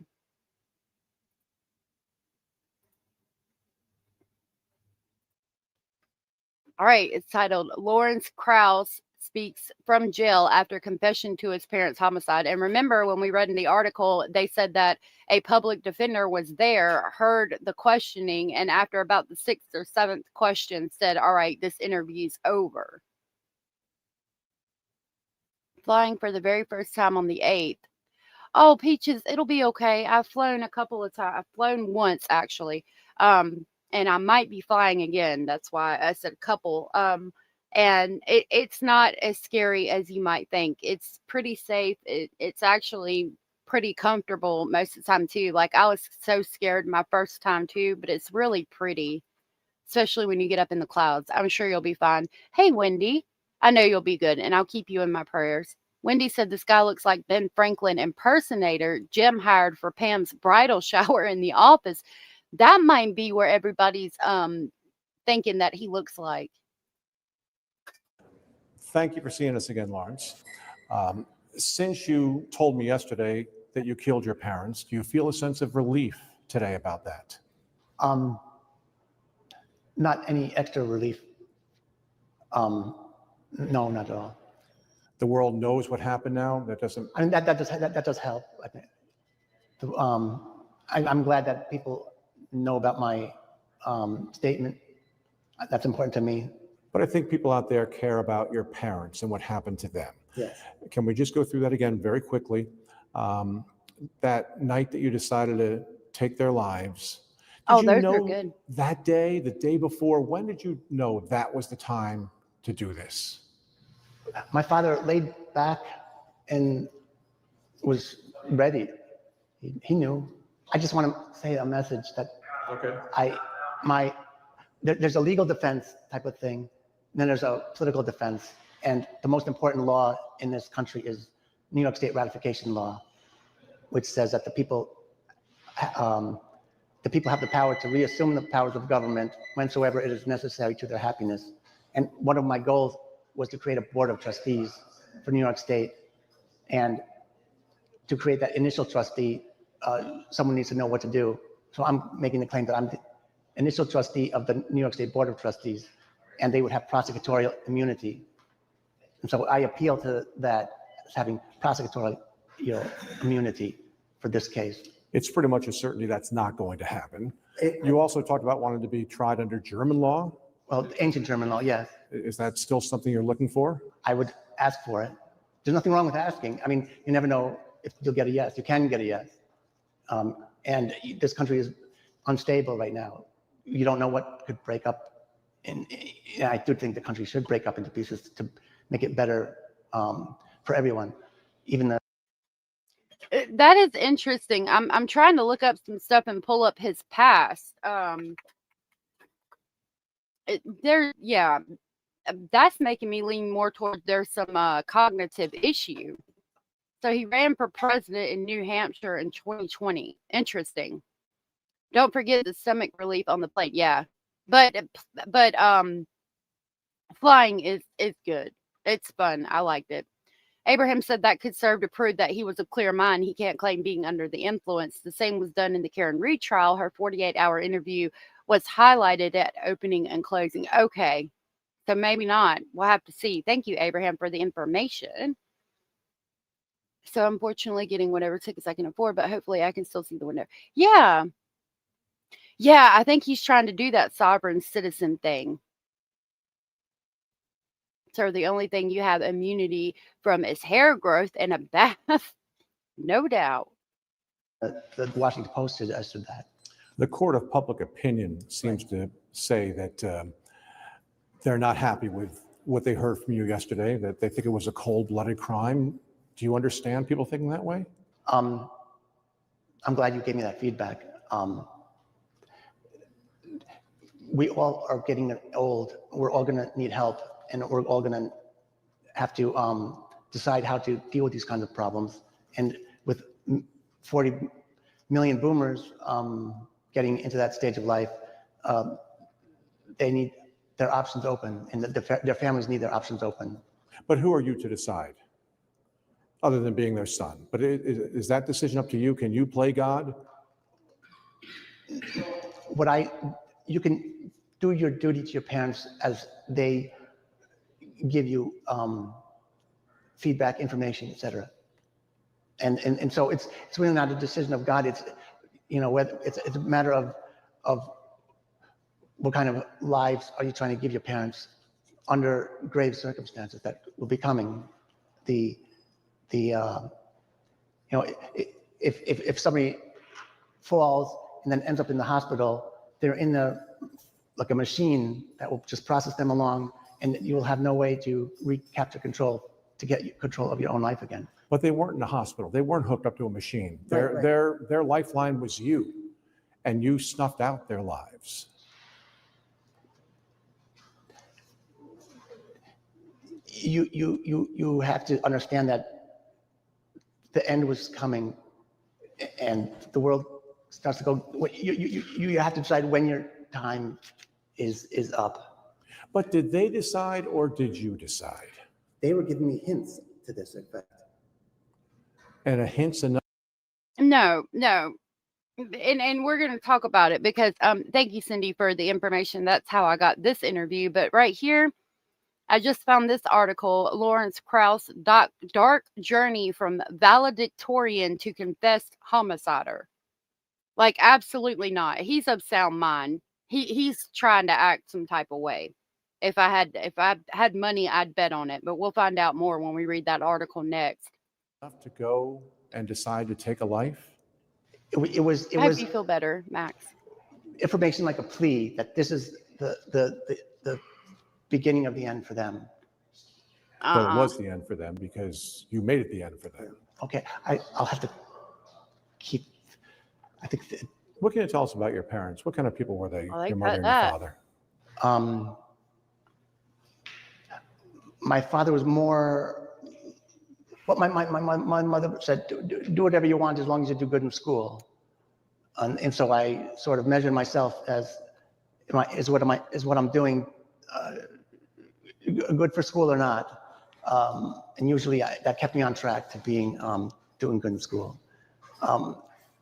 And my father was talking about stuff in his hand. He's got a paper rolled up in his hand in this interview. So I'm wondering if he's got some like OCD, something where he's got to keep something in that hand, because that's a paper that's rolled up. And they probably made, when he got put in that in the cell or the dormitory, wherever he's at the county jail, they probably said, you're going to take your ass to the bathroom and take a damn shower, or we're going to beat your ass. And so he did that. Yeah, I'm thinking he's not very dumb at all, but he might be a couple cards short of a full deck, but he's got some knowledge. He has a runny nose. Stimming, yes, stimming, Rhonda, thank you. It's important to note that many psych issues can come later in life, so it's very possible he was able to be a great student and function at the time. Thank you for pointing that out, Madeline. Probably. not so much important. Sometimes he would say, "Oh, you don't have to take that test." Or. Were you not as close with your father? I was close with them in different ways. But I wouldn't say that I was not as close with my father. I always felt closer to my father, I think. Why did you decide to kill your father first?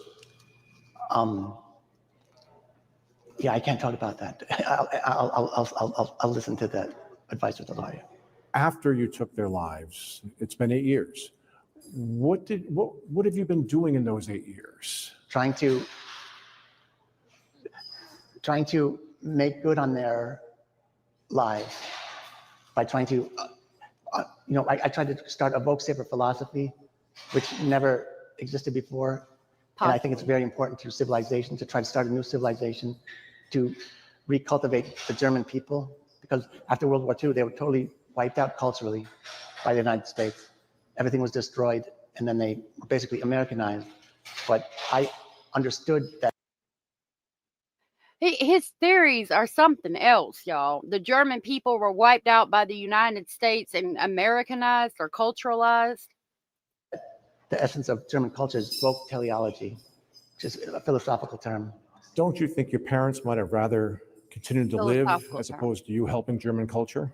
My Me parents too. always believed in doing their duty. My mother always said, I do this out of duty to you. It's not as concerned with love and life as you might think it is.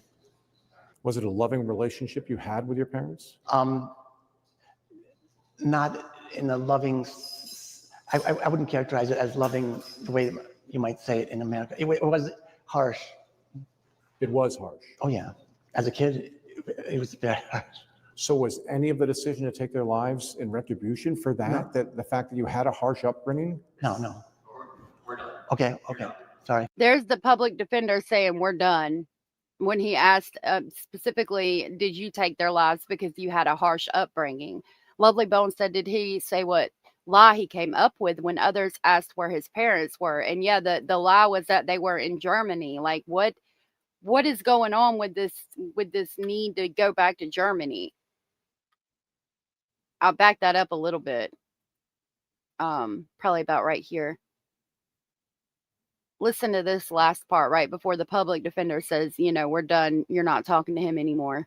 I wouldn't characterize it as loving the way you might say it in America. It hold wasn't. on. I do this out of duty to you. It's not as concerned with love and. He was saying life his as you might parents think it were. is. Was it a loving relationship you had with your parents? Right here. Not in a loving. I wouldn't characterize it as loving the way you might say it in America. It was harsh. It was harsh. Oh yeah. As a kid, it was very harsh. So was any of the decision to take their lives in retribution for that? No. That the fact that you had a harsh upbringing? No. Okay. Sorry. Sorry.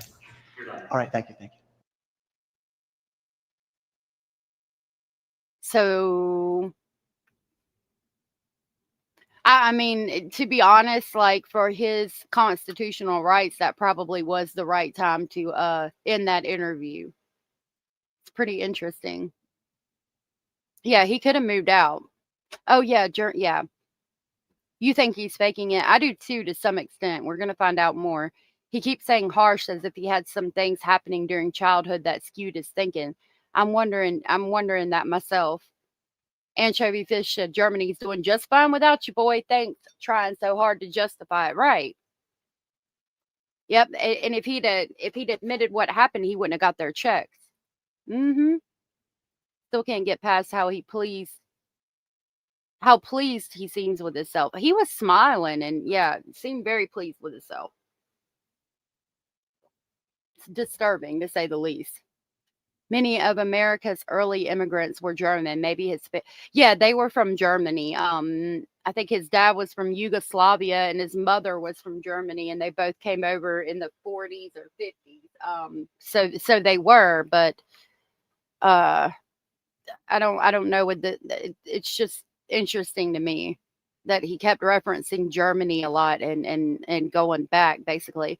So this article reads, Lorenz Kraus, dark journey from valedictorian to confessed homicider. And there he is. Lorenz F. Kraus appears in Albany City Court on Friday, the day after he was charged with killing and burying his parents in 2017 at their home on Crestwood Court.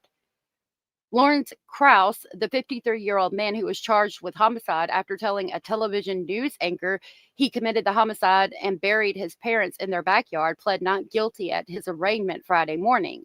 Albany Court County Assistant Defender Rebecca Sokol entered the plea on Kraus' behalf before Judge Joshua Farrell. He faces multiple charges of second-degree homicide, concealment of a human corpse in the 2017 deaths of his parents, Franz and Theresa Kraus. Kraus said nothing during the 5-minute appearance in Albany court. He's being held without bail at the Albany County Jail. Police this week dug up the remains of 2 human bodies behind the couple's home at 6 Crestwood Court. Police believe they found the remains of the Krauses, though they're awaiting further test results to make a definitive identification. Kraus was arrested Thursday afternoon, shortly after he went to WRGB Channel 6 and admitted during a taped interview with anchor Greg Floyd that he committed the homicide of his parents and buried them in their yard. He described it as mercy homicides for the two aging and ailing parents. In 2017, Franz would have been in his mid-80s and Theresa in her mid-70s. In this interview, Franz said his parents were haunted by their experiences in World War II. His father was born in Yugoslavia and spent several years in a Soviet prisoners' camp. His mother, born in Germany and remembered following horse and wagon funerals as a toddler. They immigrated to the United States in the 1950s, decades after escaping imprisonment and hardship. Kraus claimed he had to save them from their own decline. Of his relationship with his parents, Kraus told WRGB from jail on Friday, quote, "I wouldn't characterize it as loving," unquote. In May or June of 2017, he said his mother sent him a note saying she had fallen while walking on Wolf Road. The couple had other typical signs of aging. His father was close to being deaf and had cataract surgery. He noticed his mother not using her turn signals when she drove. Kraus took the letter as an implicit direction to solve the problem. A city police spokeswoman would not say if police had the letter Kraus mentioned, citing the ongoing investigation. I wanted to try to see if we could locate that. The Kraus family has a history of Alzheimer's, and Kraus said he was concerned about the quality of his life his parents would have in a nursing home. He already experienced a family member dying. His younger sister, Rosa, died of cancer in 1988 when he was 16, he told Floyd. The memory of that time haunted him.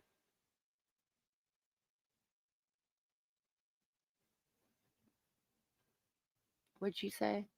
Halloween is my favorite as well. My grandfather came over from Germany as someone of German descent. I think he's full of shit. Yep, I have German descent as well, and I'm not, absolutely not.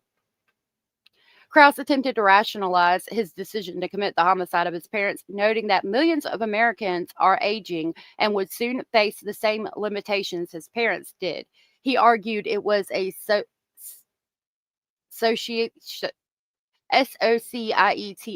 crisis, one that needed different solutions. He also said he did not think what he did was wrong. In his mind, his sense of duty superseded the law. Quote, "I did the right thing for them based on the situation. I did my duty to them as his son," unquote, he said. Several months after receiving the note from his mother on a cool August night, Kraus shut the windows in his parents' home. First, he strangled his father with his hands. He recalled his mother putting her head on his father's chest. Several hours later, he used a rope to choke her to death. "I told them, go find Rosa," he said. "It was so quick." His parents lay dead in the house for several days before he decided to bury them in the backyard. He planted a peach tree near his mother's grave. Kraus said he had never killed anyone else. That else is going to be important. Never killed anyone else. After their death, the Kraus continued to receive their Social Security benefits. Kraus claimed he gave much of the money away. Quote, "I didn't play with the money. I didn't enrich myself," unquote, he said. His confession came with the insistence that Floyd asked him about his political economic beliefs outlined in a 2-page document sent to local media that touts his plan for replacing the state and federal government with a board of trustees. The mini manifesto promised he'd answer all questions in exchange for immunity and touted a Philippines-based cryptocurrency in which he had invested. Quote, "I think the words last night spoken on Channel 6 speaks for themselves," unquote, Albany County District Attorney Lee Kendallin said following Kraus's arraignment. Quote, "But ultimately, we have to build a case not just on what he said, but physical evidence and witnesses," unquote. Sokol said she had some very serious concerns about the interview. "I certainly have a lot of questions about what happened. Were the police involved in that conversation? Did they know he was going there? Did they facilitate that? Because the thing is, obviously Channel 6 are civilians, but when I watched that, it looked like a police interrogation," unquote. The discovery of human remains and Kraus' arrest culminated in a 5-month investigation that began with detectives looking into why Social Security payments continued to be deposited in the accounts of 2 people whom they'd tried repeatedly to contact since they vanished 8 years ago. The investigation was initially described as a probe into financial crimes, though police have not yet charged Kraus with taking the money. When asked about potential financial crimes, Kindlein said the investigation was ongoing. Investigators would continue searching the home, particularly in light of what Kraus said on television, he said. Now we're going to get into his past.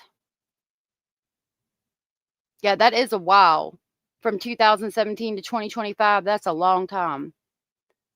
So, oh yeah, I love the Halloween decorations. I decorated for fall, not necessarily specifically for Halloween. You think he's got other victims, Julianne? Interesting. It's interesting to me that he talked about giving money away to people in the Philippines. And then he wants to make the U.S. an economy with a board of trustees based on Filipino cryptocurrency. Julianne says, dig anywhere he's ever lived.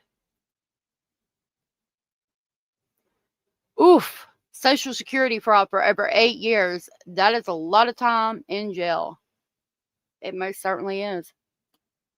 I guarantee the police will be able to get financial records to determine what he spent the money on. Yep. Hey, Michelle. Good to see you. All right. Before what we know about Lorenz Kraus. Before this week's events, Kraus was mostly notable for running an obscure campaign for president and his adherence to conspiracy theories and anti-Semitism. He appeared on the 2020 presidential ballot in New Hampshire, running as a Democrat and declaring he was running for president to dissolve the presidency. He proposed breaking the country up into 4 regions to break the control of the deep state, British agent, Rhodes Scholars, and the Jews, unquote, according to a Boston Globe story. His campaign website was banjews.com, according to a short profile posted on the website of Temple University's Klein College of Media and Communication, with a series of clip art style diagrams on the now defunct website. Kraus alleges that Jewish people were behind September 11 attacks and offers 7 benefits for a declaration of war on the Jews. Okay, sir, you are from Germany. You're declaring war on the Jews, and you're running yeah. There's something really fucking wrong here. There's something real fucking wrong here.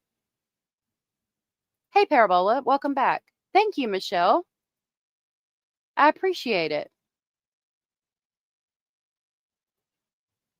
When asked during a campaign event what it would be like to beat President Donald J. Trump, Kraus' response was, be a true nationalist.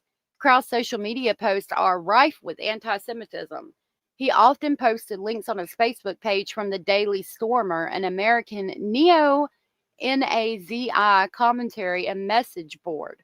Other posts linked to YouTube videos focused on immigration in Europe and the Great Replacement theory, which argues ethnically European populations are at risk of being supplanted by non-white migration, and that the demographic change is the result of intentional political blueprint.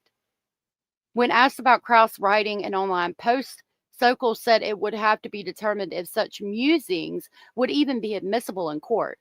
Quote, number one, I don't even know if he wrote it, quite honestly, unquote, she said of his views. Sokol said it was very early in the case and she'd want to spend more time with Kraus before considering ruling out a defense based on his mental health.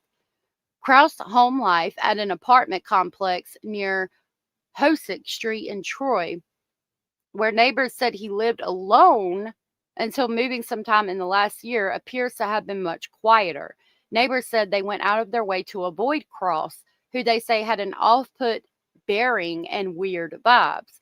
He seemed like he wasn't keen on interacting much, one neighbor said. An Albany resident said the neighborhood around Crestwood Court,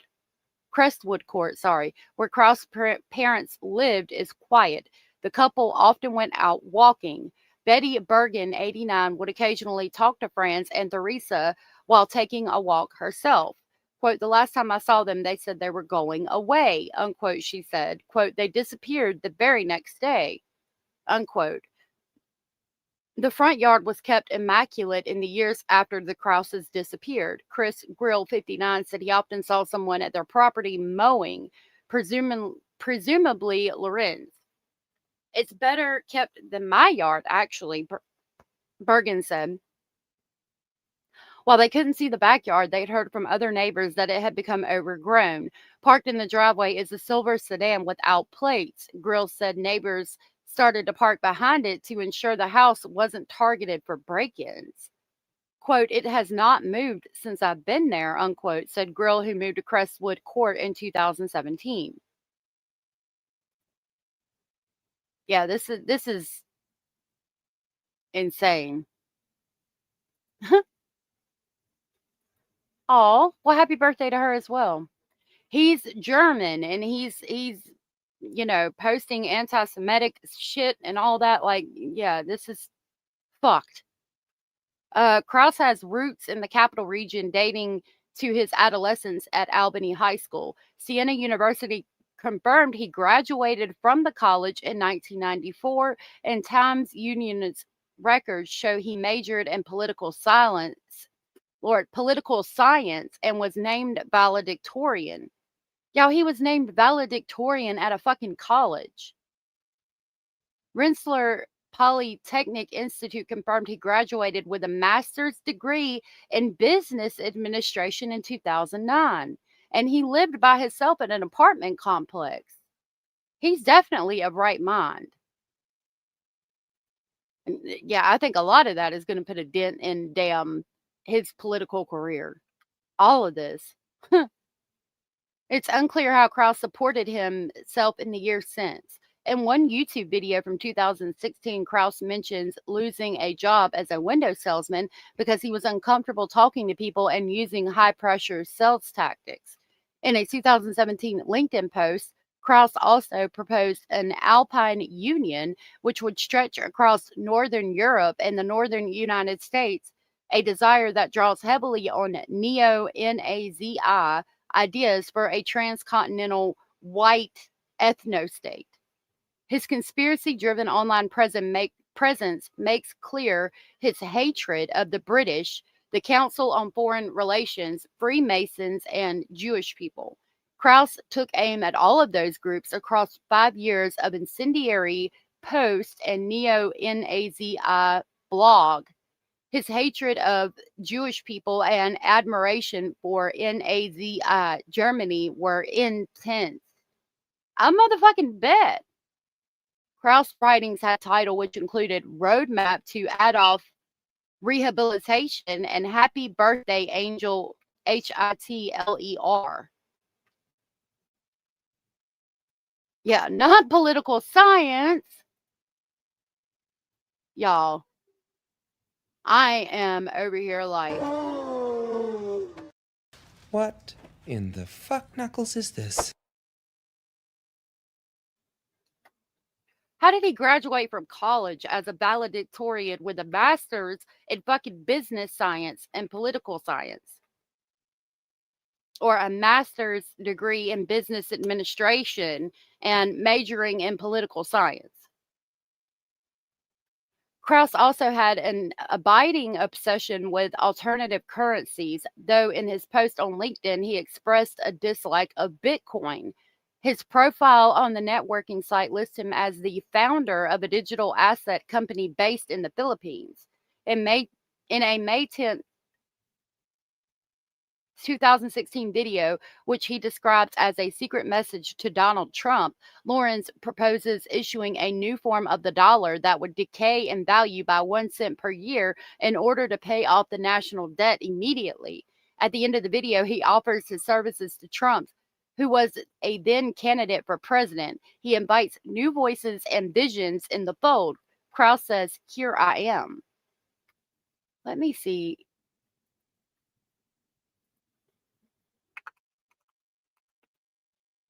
Hold on just a minute.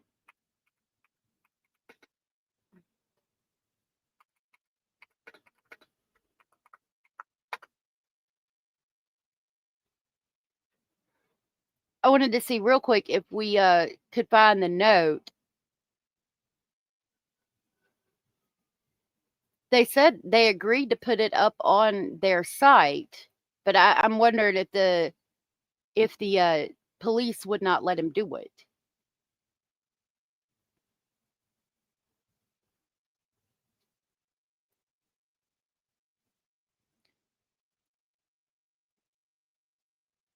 Hold on.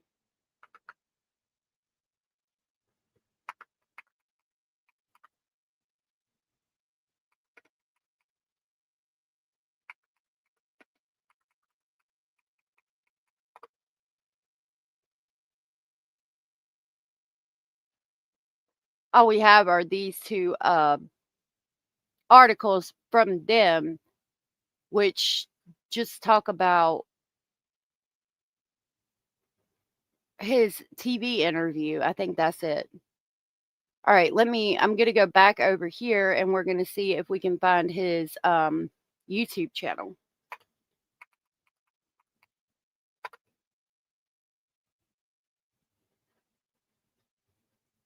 Hold on, and I'll pull it up so y'all can see it.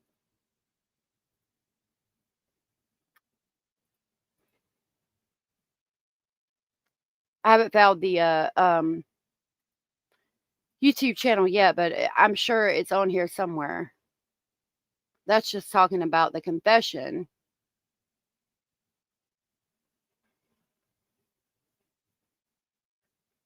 Let's go back.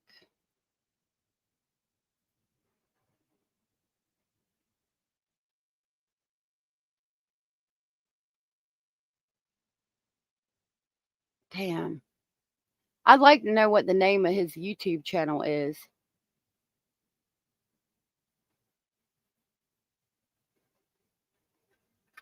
All right, I'm going to go to YouTube real quick and see if I can find anything.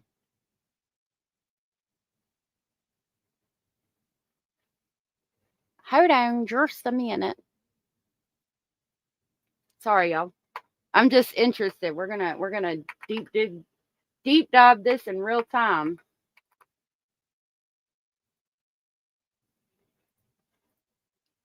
If y'all are willing to work with me.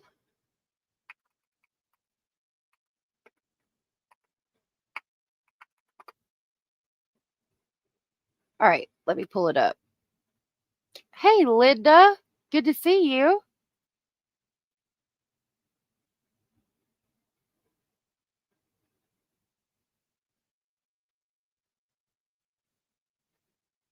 There's a picture of him. In the wake of these murder charges against Lorenz Kraus, new details are coming to light about exactly what kind of a man he is.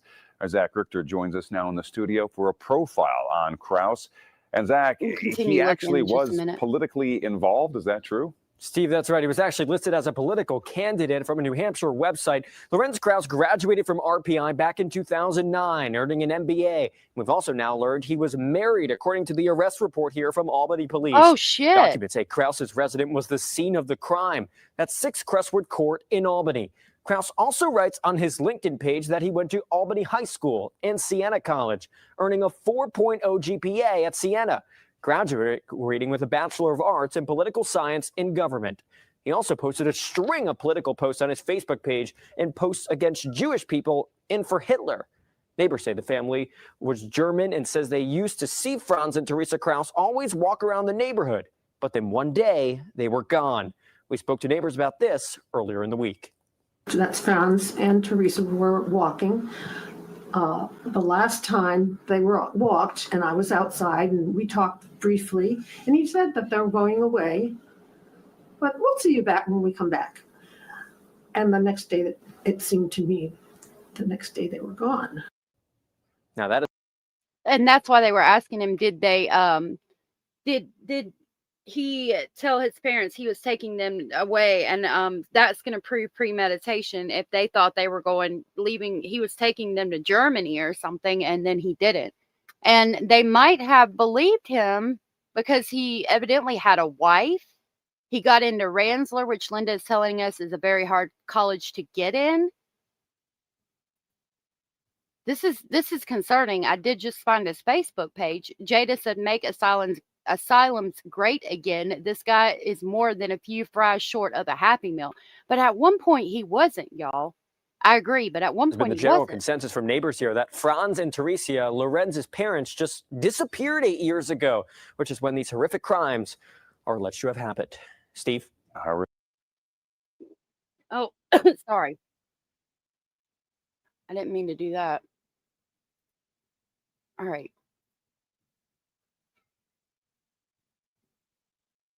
Yeah, it moves on after that. So I don't know if I'll be able to find his.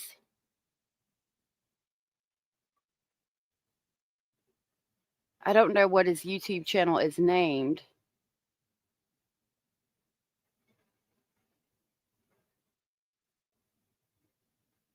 All right, let's go over here. Here is his Facebook page. Oh, of course, that video is unavailable. Okay. Economy shutting down globally. Those might be just videos he was sharing. Yeah, that's Globe Skeptic from 9 years ago.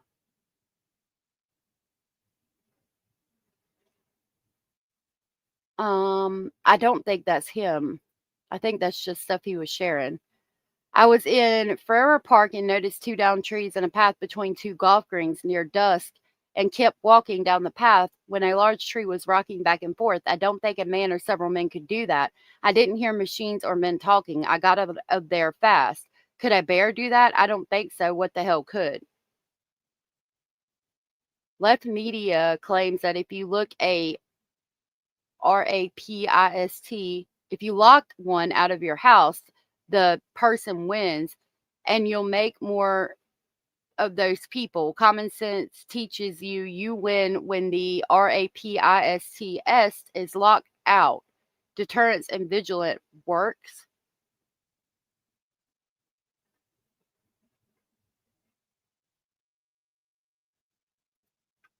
I don't know why it's not loading the pictures. Let me close out some of this stuff.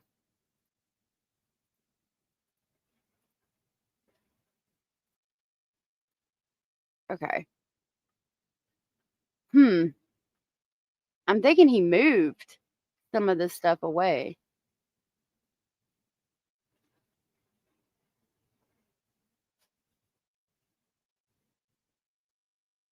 Oh, wow. Okay.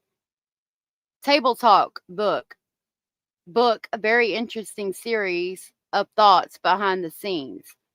That's 2015, 2 years before he committed the homicide of his parents. Jada, thank you for becoming a member. That was so very sweet and supportive of you. And I hope you like the new videos you have access to now of the geese and everything. Yeah, he was married. I appreciate you becoming a member, Jada, and I hope you like the videos. I need to get y'all another member video out. I will play our Halloween members clip and come and pick you up with the haunted train. Thank you so much, Jada, for becoming a member.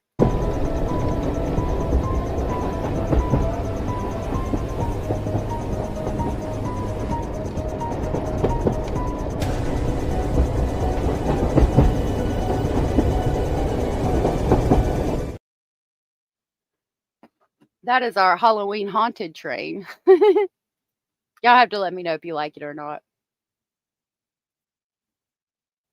Wow.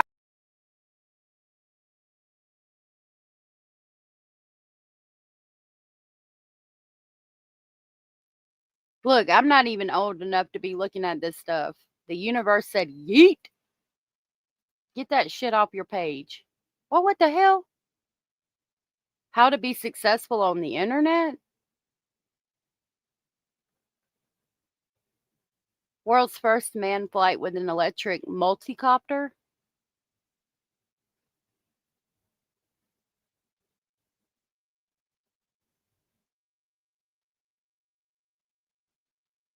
He thinks the earth is not a spinning ball.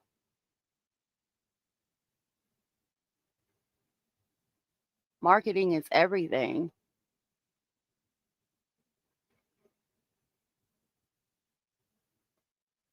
It's very much into politics.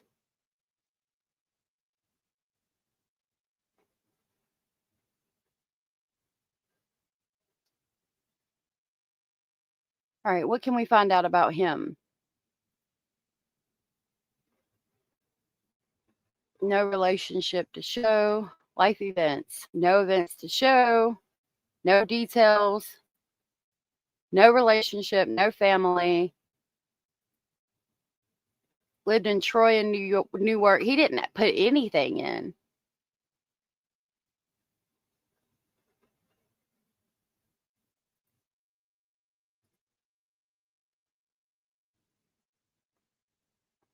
Steam, Blimp, and Google. Thank you for your recent inquiry to the Rockefeller Foundation about funding your project. Your inquiry has been reviewed by the foundation and staff, and unfortunately, at this time, we're not able to consider providing funding. Please accept our assurances that decision does not reflect on the merit of your project, but rather on the initiatives currently underway or actively being considered at the foundation.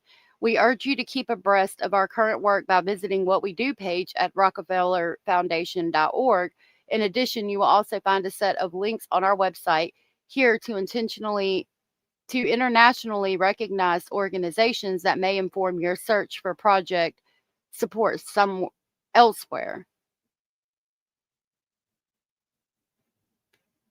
I wonder what he was trying to get funded. I'm a founder of Steam Blimp. My design can carry 3,000 gallons of water and drop it exactly where it needs to go. My website is, let's go to the website.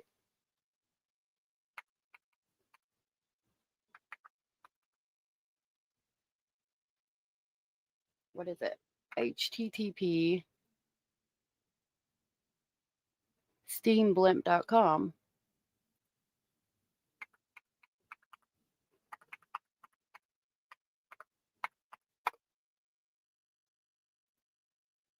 Can't reach this page.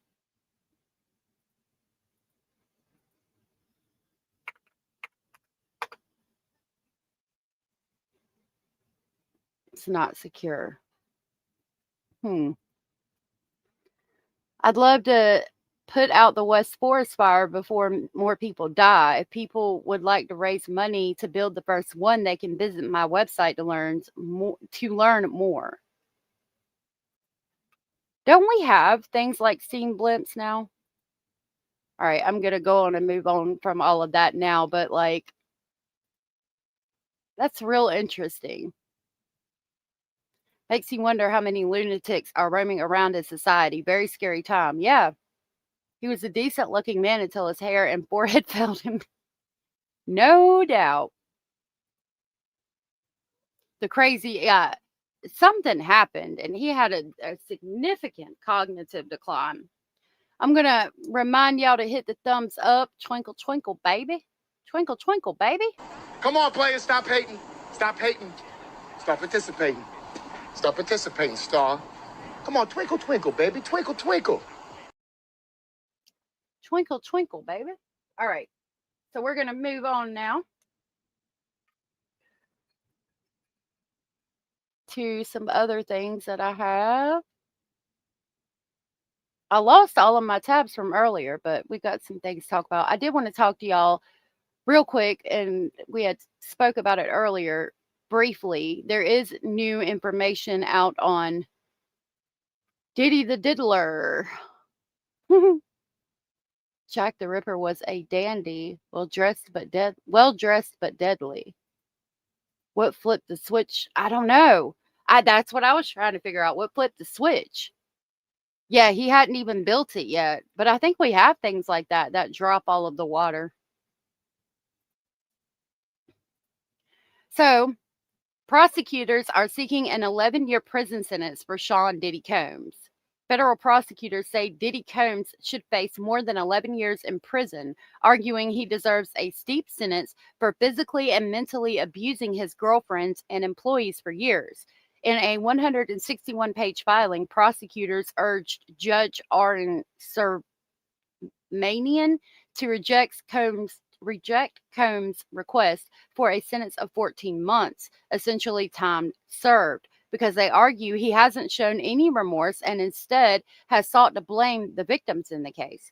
Quote, time and time again, he has shown that he is concerned only with his own power and control. Only a significant term of imprisonment, meted out in a substantial number of years, can effectively deter him and show future victims that their abusers will be held accountable, no matter their wealth or fame, prosecutors wrote in a memo to the judge filed late Monday.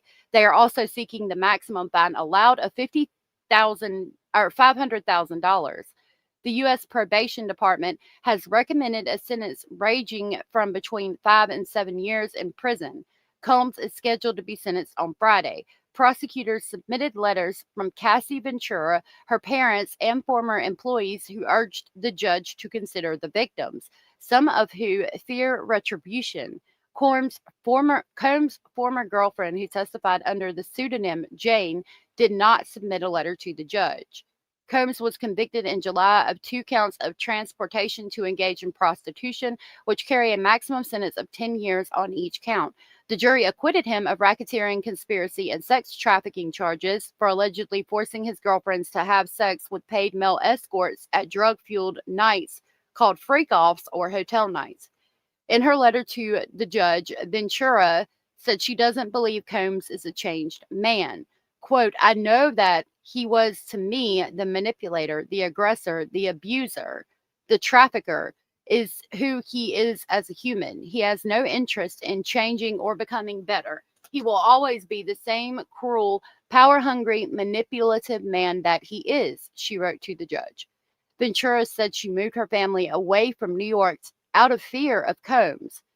Quote, if there's one thing I've learned from this experience, it is that victims and survivors will never be safe, she wrote.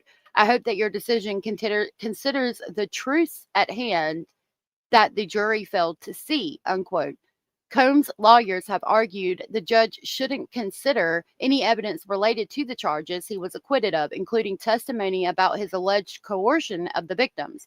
Prosecutors said the judge should consider Combs' history of physical violence and control of Ventura and Jane, saying it's part of the transportation crime he was convicted of. I beg to differ. I be farting. Really? 11 years. Yeah, that's it. It's a shame, isn't it? I mean, it really is a shame. Because he committed horrific crimes, and because of money, he's going to get off. Diddy is so gross, should just get a lot of jail time, and his trial shouldn't drag on forever. I agree. Combs' lawyers have argued the judge shouldn't consider any evidence related to the charges he was acquitted of, including testimony about his alleged coercion of the victims. Prosecutors said that, we read that. Okay. Quote, although the sex at freak-offs and hotel nights was the heart of this case, the case is not only about sex. Freak-offs and hotel nights left both victims scared and caused them to question their own self-worth and desire to live. A sentence of at least 135 months imprisonment is necessary to reflect on the defendant's violence, threats, and other abuse that still impact the victims today, prosecutors wrote in a memo to the judge. The disgraced music mogul has been jailed since his arrest in September of 2024. The judge twice denied him bail after the verdict, citing Combs' history of violence. In writing to the judge, Ventura referenced the most traumatic and horrifying chapter in my life, unquote. He groomed me into performing repeated sex acts with hired male sex workers during multi-day freak-offs, which occurred nearly weekly. I was forced into lingerie and heels, told exactly how to look, and plied with drugs and alcohol so he could control me like a puppet. These events were degrading and disgusting, leaving me with infections, illnesses, and days of physical and emotional exhaustion before he demanded it all again, Ventura wrote. Her parents, Regina and Roderick Ventura, asked the judge to consider the 11-year horrific nightmare their daughter lived in her relationship with Combs. To sentence lightly in this case that involves such vicious abuses of our daughter's body, safety, and dignity is to dismiss her very existence, they wrote. Wow. It's so sad to think about what she went through.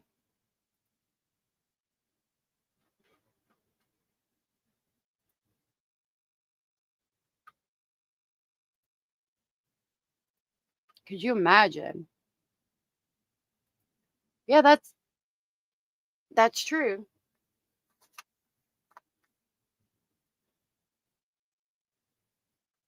That's true. I did have this article that I just saw. Bye, Cindy. Have a good day. And then we'll talk about David after this. Pennsylvania couple killed and baby drowned in a muddy lake by a jilted lover. A Pennsylvania man was charged with the gruesome homicide of a family of 3, according to Reading Police Department.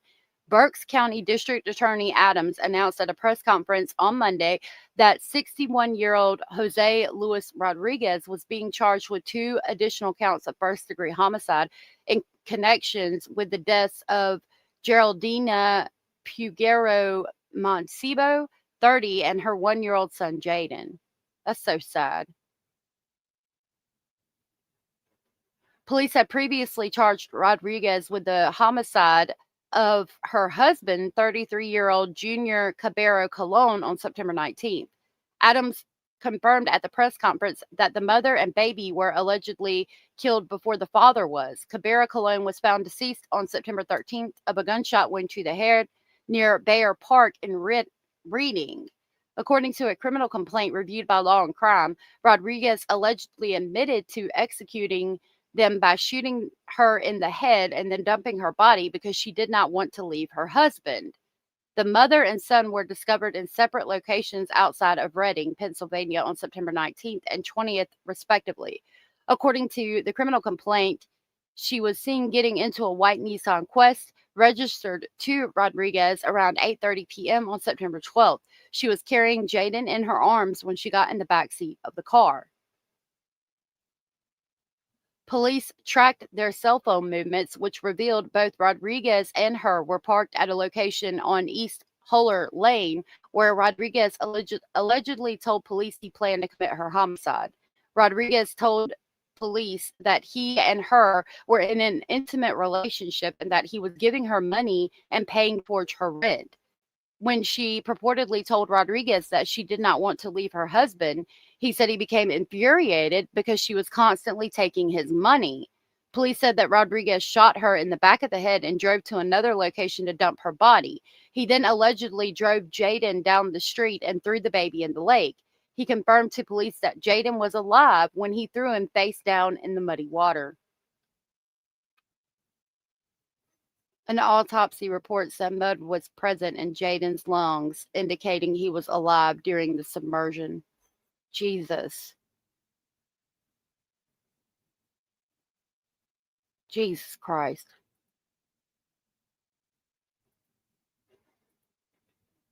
That's fucking horrible.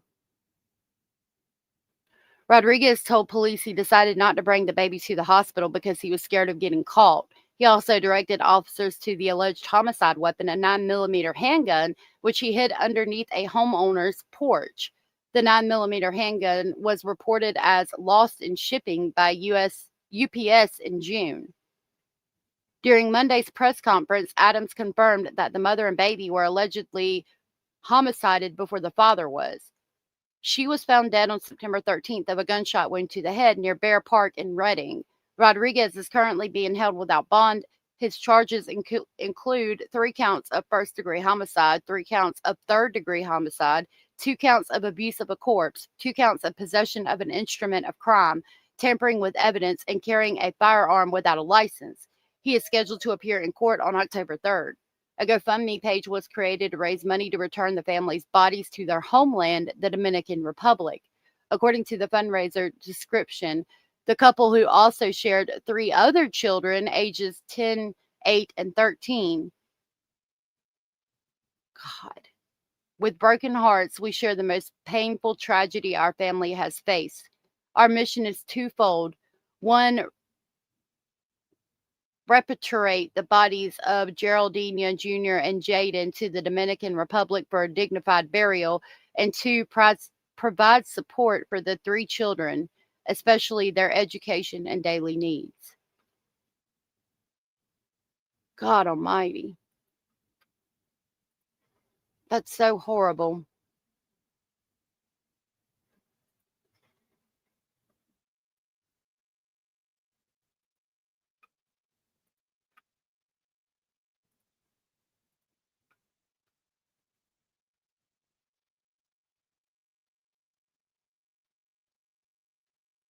It is, isn't it, Miss North?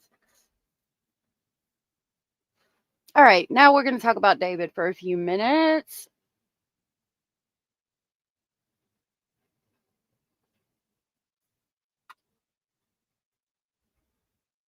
Is that where you're from? I didn't know that.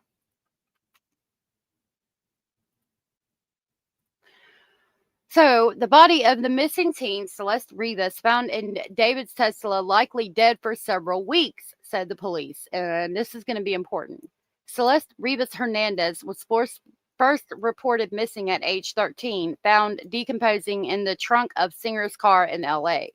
The missing teenager, whose body was discovered decomposing in Singer David's Tesla in early September, likely died several weeks earlier, according to the LA Police Department. Celeste Rivas Hernandez was found deceased in the trunk of the Singer's car on the 8th of September, one day after her 15th birthday, following reports of a foul odor emanating from the vehicle. The then 13-year-old Rivas Hernandez was first reported missing on the 5th of April, 2024. On Monday, LA Police Department Captain Scott Williams told people, quote, "We know that the Tesla had been parked at the location from which it was towed for several weeks. So it's very likely Celeste Rivas Hernandez had been dead for several weeks prior to her body being discovered." According to ABC News Los Angeles, David's Tesla was ticketed in the Hollywood Hills neighborhood on September 3rd after overstaying the neighborhood's 3-day parking limit. A parking enforcement officer first marked the car on the 27th of August. The car was then towed on the 5th of September after Rivas Hernandez's body was discovered. Hollywood Hills residents told NBC that the Tesla had been parked in the neighborhood for more than a month. Okay, so the car's been parked there for more than a month.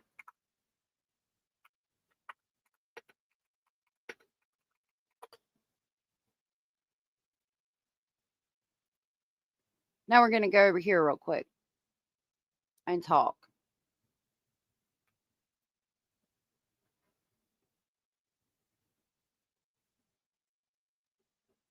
Hold on.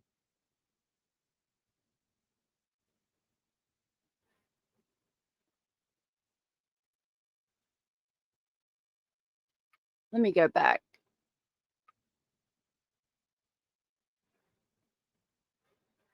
We looked it up, and I think he left for tour on August 4th. And if her body has been there for more than a month, that means that he could have been there and he could have committed this crime.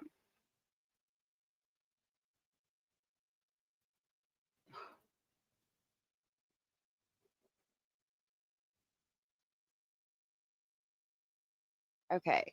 Yeah, I think this is the one that we looked at. Yep. So, yeah, the David Withered tour started on the 5th of August.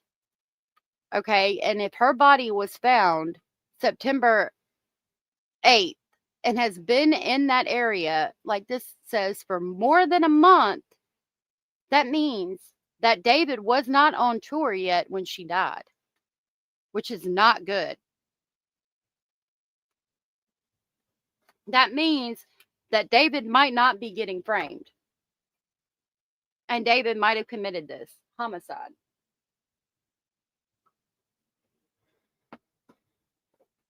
Because I think his career is over too. Because where was she at if she wasn't with him before his tour started? Last week, the medical examiner's office said in a statement that Rivas appears to have been deceased inside that vehicle for an extended period of time before being found. The Los Angeles medical examiner has not determined a cause or manner of death, so we don't know for sure if anyone has criminal culpability for her death beyond the concealment of her dead body. David is 20 years old. He was a Houston-born singer-songwriter known for his romantic Homicide and Here With Me. And he and his manager were both staying at the LA property in the Hollywood Hills in September, according to the property's landlord, until police searched the residence. David had been scheduled to perform at the Warfield and the Greek Theater as part of his U.S. tour, but canceled those appearances following the discovery of her body.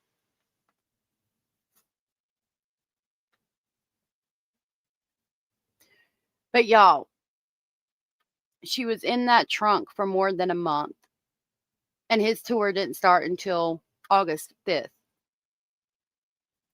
So that means he was with her when she died.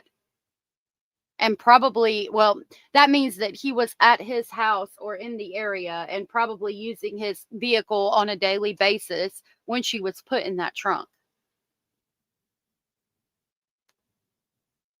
So that means that he probably committed this homicide. And that's kind of sad because I was hoping that he didn't, but I don't know how we can compete with that timeline when we just proved that she was probably dead for more than a month and he was definitely there when she allegedly was put in the trunk.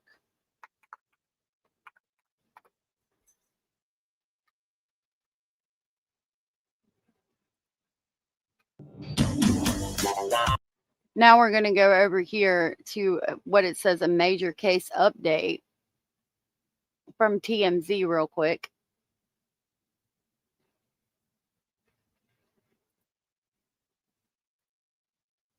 I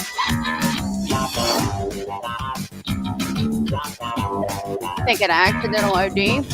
Maybe. Welcome to TMZ Live. We now have video of the last images of Celeste Rivas before she disappeared forever from her family home. Right. This is Celeste in Lake Elsinore, California, about 70 miles south of Los Angeles, southeast of Los Angeles.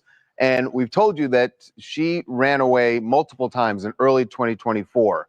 But we now have footage that shows her fleeing Lake Elsinore in March of 2024. So this surveillance video was taken from a liquor store. What happened was Celeste's sister came to the liquor store. It's near the bus stop where Celeste would catch the bus to go to school. And the sister was trying to find her. Celeste had already run away a few months earlier. And ultimately police found her in Hollywood, brought her back home. So this time, obviously, the family feared she was running away again. So the sister went to the liquor store owner, knowing that the bus stopped outside that store every day. And then Miss North said, yeah, it makes me wonder if she wasn't kind of mummified to a degree. They could tell she hadn't been pregnant this year. So how do you know they could tell that she hadn't been pregnant this year? She might have been mummified to a degree, which is scary to think about. And wanted to track her to see, did she jump on the bus? What did she do? And the sister then looked at the surveillance video and says, that's my sister. She's not on the bus. Correct. And the thing that it's great footage, and obviously you can see her coming in, walking down the street and walking around, but there's just, it's obscured a little bit, so you can't totally tell where she goes after it goes out of the line of sight. So I don't know if the sister then went to other businesses to try to trace her steps, but at least they knew, okay, she went right, she was going down this street, and it's kind of unclear. He thought, the liquor store owner thought maybe she possibly got into a car, but at least from the security footage that we've looked over, you can't see that. There's interesting, there is one car, and you're right, just before she's out of frame, there is a car that's parked there. And I think that's the conclusion of the liquor store owner, is he was maybe jumping to the conclusion that she got in that car, because it does pull out in the footage. But we can't tell from the footage what kind of car it is. Not at all. We don't know at that point. We do know that from her teacher at the time said that when she came back, when the police brought her back, she was talking about this guy, David, that Mrs. North said there was this weird scenario between the first Celeste, David, and the second Celeste. The older Celeste was apparently jealous of the first Celeste. Where did you hear that? Okay, let me check. I'm going to check SF Investigates. she was hanging around with, at the very least. And David was her living family. in the Hollywood area, which is where she was found back in February, just a month before. And then remember, we found that photo of David where he was actually located in Lake Elsinore. Remember, in the parking lot, only about 6 minutes from her house. Near the liquor store. Very close to the liquor store. There he is. I wasn't aware that that photo was from Lake Elsinore. So, I mean, as if we didn't already have pretty much definitive evidence that they were dating, we definitely do now. So we spoke to the liquor store owner, and it turns out Celeste and really her whole family had gone to this store. It's near where maybe not. It's near the family home. And he kind of painted a picture of Celeste. She's beautiful, quiet, shy girl. It's not like from the wild girls. And I shocked when I find out first time when she ran away or missing. It's hard. And you've been interfacing with her family in the years that she's been gone, right? Yep. For when she missing first time, her sister come in here, asked me, and we start looking at the camera to find out where she go and if we can find anything to get her back. There is something else that has come out that I find. Hold on, Basil. Tom said, how old was she? She was, I think, found a day after her 15th birthday, but had been in the back of the vehicle for some time. So it was 14 when she died. Allegedly, latter half of 11, early 12 when she met this guy through Discord. Really interesting. It has to do with the car where Celeste's body was found. Tesla, David's Tesla, where her body was found, and what a private investigator has uncovered about that car and when it was towed. We know what we've known up to this point, that the car was towed on September 5th and that it had been sitting there on the street at least 3 days. At least 3 days. Now we know from these records that the PI dug up, it was there much longer than 3 days. It may have been there 2 weeks, possibly even longer, because the car had not just one, but 2 tickets on it before it was actually towed. August 26th was the first ticket. It was someone called in that it was abandoned on August 26th. So someone came in the following day and ticketed on the 27th, then again on the 3rd, and then on the 5th was when they came and towed it to the tow So the car yard. is sitting there for it. So yeah, the car had been sitting there for at least a month, which is concerning. Here he is talking on YouTube on News Nation.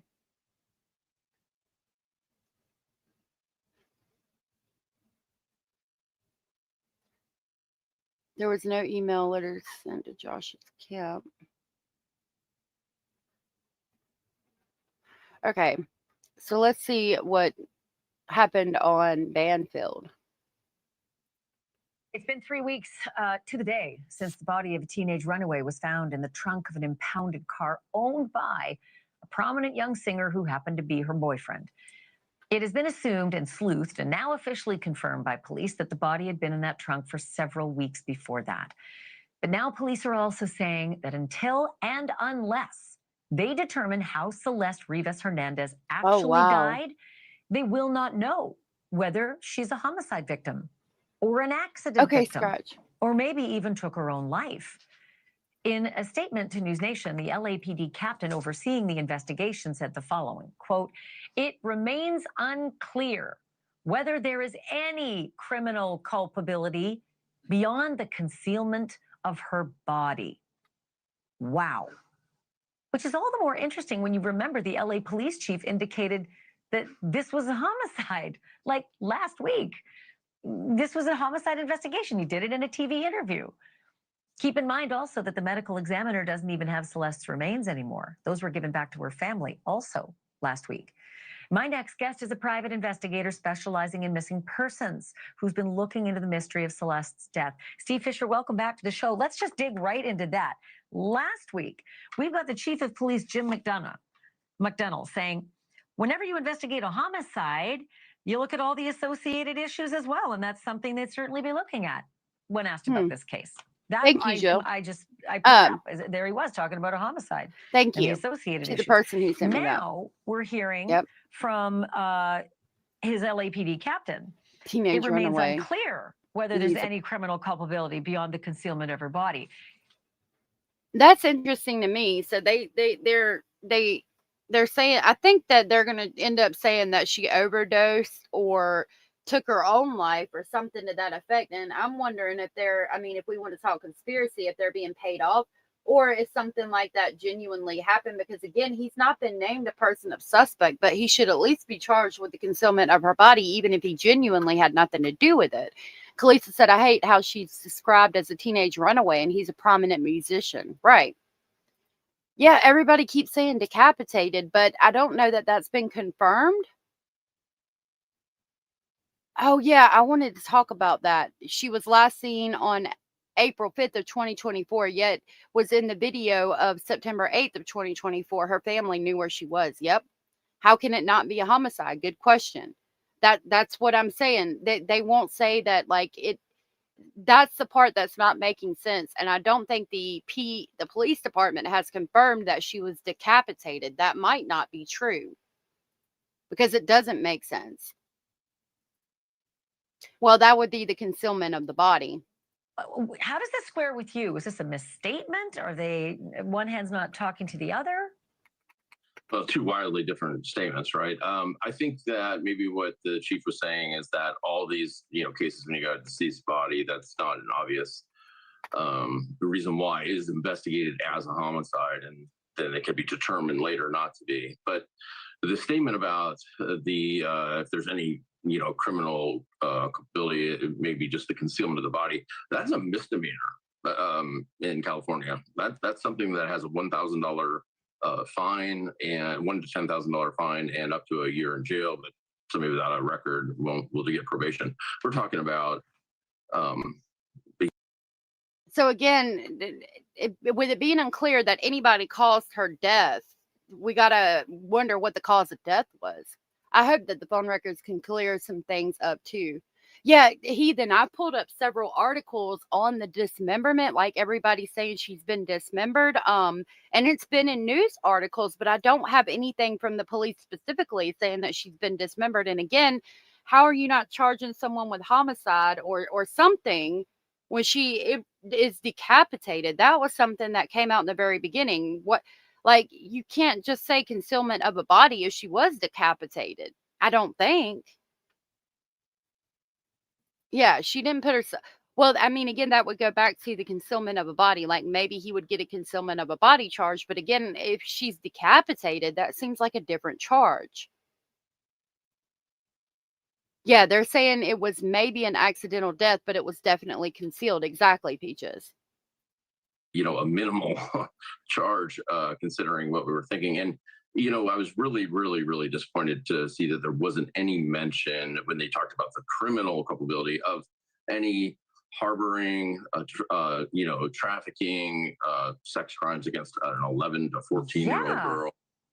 It's like they're not even looking at it. I know that there was a statement that looking at all the relationship, but when it came to the criminal part, it did not bring that up, and that's just horrible as far as I'm concerned. That's the worst part. Or maybe he's I just agree. waiting. He needs to be held accountable for messing with an 11, 12-year-old girl. I don't care how much money he's got. For David to talk to someone, and there it is. There's the evidence. He's mentioned it himself. He thought he was in the clear. We gave him a long leash, and he hung himself with it. Maybe that's what they're doing. I don't know. Quick question though, about the pregnancy. That was huge to me. When they said that she was not pregnant, nor had she been pregnant for a year, it was huge to me. Do you think it complicates anything, or do you think it just rules that part out? I think it's actually a good sign for the rest of the autopsy, because if they were able to determine that, that means that they probably did so through HCG hormone tests, which they got from probably the vitreous humor gel that's behind the eyeball. So that means that they will also be able to get full toxicology. She wasn't in such a state where they lost that. So if they were able to make this determination about pregnancy, then they can also get the toxicology and find out exactly what was in her system. So that's where the part about her not being pregnant came from. And again, taking it back to, you know, being somebody saying on the interview or on the live we did about Madeline Soto, and them saying that her body was so dehydrated they couldn't pull blood from it to get a toxicology report. I'm sorry, that it's absolute horseshit in my opinion. And here we have a body that had been in the trunk of a car in the California summer sun for a month, and they could still tell that she hadn't been pregnant in the past year, and they're going to be able to do a toxicology report. So I think that that was absolute horseshit personally. I looked up disarticulated, so we're going to look into that and what it means. Abraham said if she was dismembered, there would be a homicide as the manner of death, and charges of abuse of a corpse will be attached. Since they are waiting on the toxicology, it leads me to believe she wasn't. But what if like she had been decapitated after she died? Like, let's say she overdosed and died of natural causes, and then somebody cut her up to make her fit into the trunk of the Tesla. Would it still be a homicide charge? I'm glad SF Investigates is on this case too, because as you can see, that information that we got about the car being parked there on August 27th was information that nobody else had.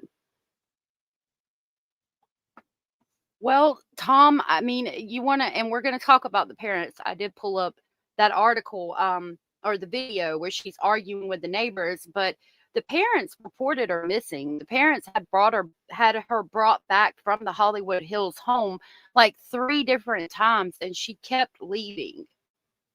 I don't think they necessarily failed her. I think it was a, how do you compete with a rock star or, you know, somebody with all that money that is in love with your daughter and all that. Like, I think they wanted her to be at the house, but she was determined not to. 64 here and 83 likes. Thank you guys for the thumbs up. How much, you know, what levels, and from there can determine if that's, you know, accidental or if maybe there was something nefarious, and also what it is, because there are, you know, if it's fentanyl and somebody gave her that fentanyl, then they can be held responsible. That is a criminal act. Yeah, it's a good point. That's a great point. Thanks for bringing that up. It makes a big difference. Steve does. Fisher, thank you so much. Good to have you on the show again. Look forward to the next time. Thank you for. Don't scream at me. Okay. I think this one shows the actual video. So it says, new Celeste Rivas video shows argument with neighbors months after she went missing. Now, how the hell does that happen? Celeste Rivas went home to visit family in Lake Elsinore, California, exactly 1 year before her body was found in David's Tesla. That's what new video of her arguing with her parents' neighbors seems to show.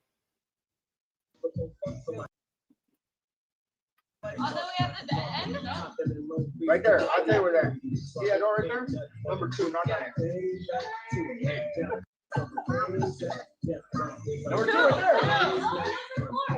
Let me talk real quick, okay? You gonna let me talk? I ain't gonna let you talk. No, you ain't gonna let me talk. Why you not gonna let me talk? You tripping.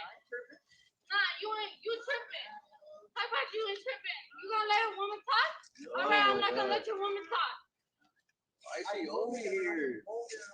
Again. Little house, you don't even got a house. Hey, bro. You talk to. Ain't nobody black right here, homie. We're Southsiders right here, homie. We're Southsiders here. Get it right, homegirl. Shut up with your black talking. Shut up. You talking like you black, girl, with your black talking. What the hell? Ain't nobody black right here. What are you talking about? I said we're not black over here. Why are you calling us? You keep saying that we're not black. Let it go. Go back to your house. Yeah. You ain't gonna do nothing, bro. What you gonna do? You ain't no gangster. You ain't nothing. You know what I mean? What you are? What you are but a little girl? What you but a little girl? What you gonna do? What you gonna do? Notice how she says you ain't even got no house because she felt like that was her house with David. Again, how do you as a parent compete with that? Miss North, thank you for pointing out that the date was September 8th of 2024 and she was found deceased in the trunk of his car September 8th of 2025. So a year to the day before she was found. What are you gonna do? You need to go home. Seriously. I'm not Mexican. Salvador, you tripping. Oh my God. Not you tripping. Move this out of here. You ain't gonna do shit. You ain't gonna do shit. You better get over there. Get your ass over there, little girl. Go over there, little girl. You ain't gonna do shit. Go. Go. What are you gonna do, bro? Go call her dad, babe. What are you gonna do? What are you gonna do, little girl? That was interesting. Becky, I've heard that, and I try to be real careful about it, but I have heard that. And that was her birthday part. Oh, yeah. Her birthday was the 7th, I think, but it might have been her birthday party, yeah. So it says Celeste Rivas went home to visit family in Lake Elsinore, California, exactly 1 year before her body was found in David's Tesla. That is what this new video of her arguing with her parents' neighbors seems to show. The video obtained by TMZ was recorded by a Nest camera on September 8, 2024, months after Celeste had been reported missing. And neighbors say it shows her going off on a family over a prank. In the clip, a family sits outside of their apartment building listening to music when Celeste starts yelling, accusing one of the kids of ding-dong ditching her parents' home. While the nighttime, what I consider nightmare video isn't super clear, we're told the neighbors recognized the girl as Celeste because they'd seen her face on missing posters that had gone up in the area back in April of 2024. Celeste's high-pitched screams cut through the air as she confronts the family with swear words and perhaps a racial slur, peppering her tirade. You can hear the man yell back he isn't black and therefore she shouldn't call him the N-word. After this confrontation, we're told the neighbor's boyfriend went to Celeste's house to apologize and Rivas' dad answered, but he seemed unbothered by the situation. One neighbor told us Celeste was reported missing in April. Her family walked around with those posters, and when the neighboring family saw Celeste that night, they just assumed that she had been found and everything was fine. I hate when it jumps. Hold on.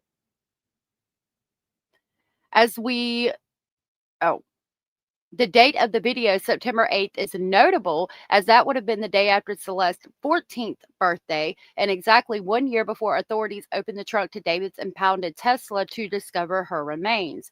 As we reported, Rivas' death certificate was released on Monday, revealing she was not pregnant, as some people online have speculated. However, the cause of death has been deferred, and LAPD Captain Scott Williams tells us that information is critical to the progress of their investigation.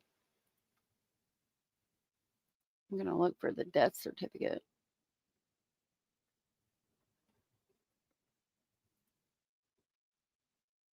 Oh, you were talking about a disarticulated body.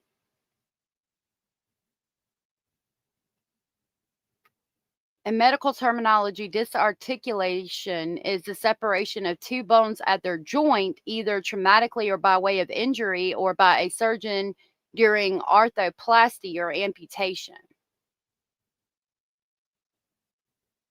So I don't know if it could happen after death with no interference.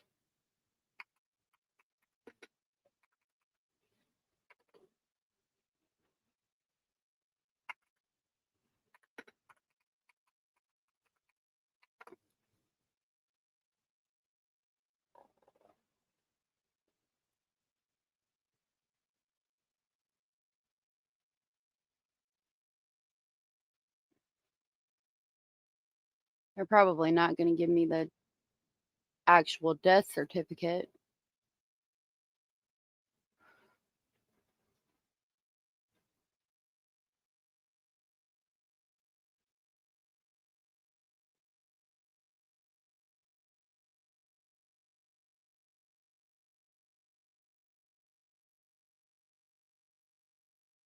Law enforcement, several items.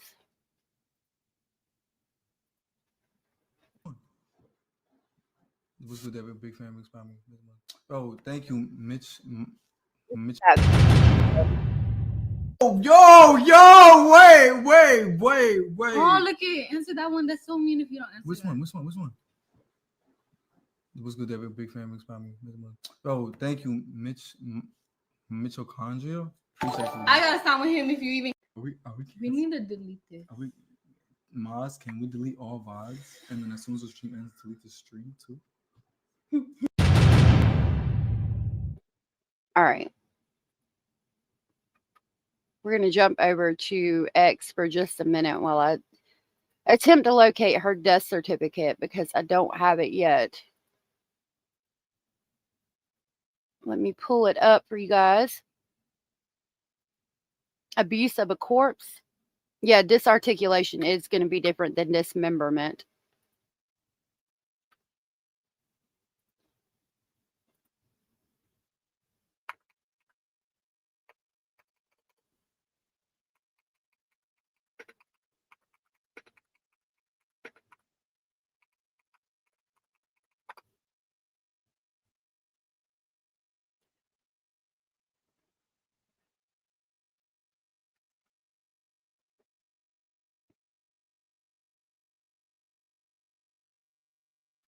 Hold on a minute, y'all.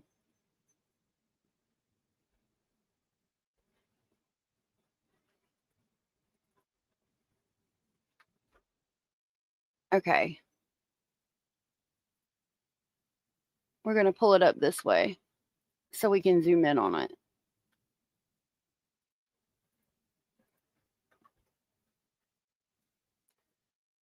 Okay, so Celeste Abigail Rivas Hernandez, date of birth was September 7th of 2010. She was 15 when she was found, never married, Hispanic, Salvadorian, American, student. She was not part of the armed forces. She was found on September 8th of 2025. She was a student from Lake Elsinore in Riverside County, California. There's her father, her mother. She was buried. She was found in a vehicle in Los Angeles. Manner of death was deferred.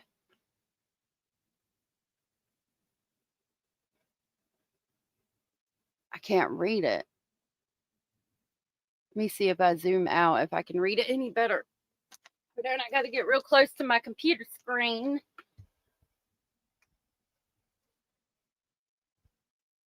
I still can't read it.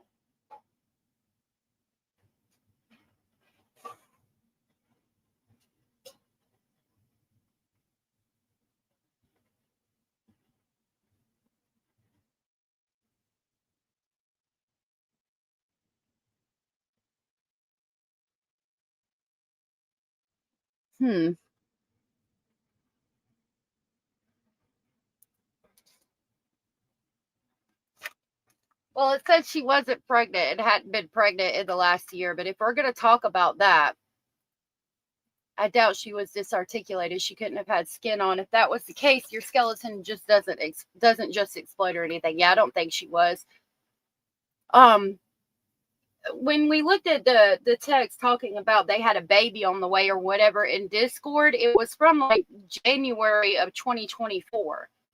So I had said, for a while that no, she wasn't killed because she was pregnant. I mean, that she would have then had a baby and like there would be a small toddler running around at the time she died if they had had a baby. Now, maybe she could have gotten an abortion or something like that. And it doesn't necessarily mean those messages were a lie because, again, they were from like January of 2024. And the death certificate says, sorry, I didn't mean to sound so far away if I did. The death certificate says that she hasn't been pregnant in the last year. So if she was pregnant in January of 2024, got an abortion, then, you know, that means that she would not have been pregnant in September of 2024, therefore had not been pregnant in the past year when she is located in September of 2025. It is interesting that nobody smelled her.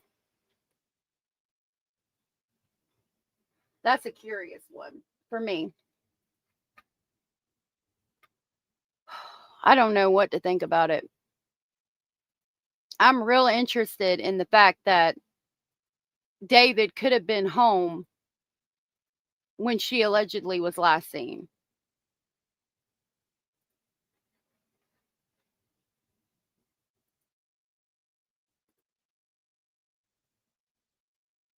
You know what I mean?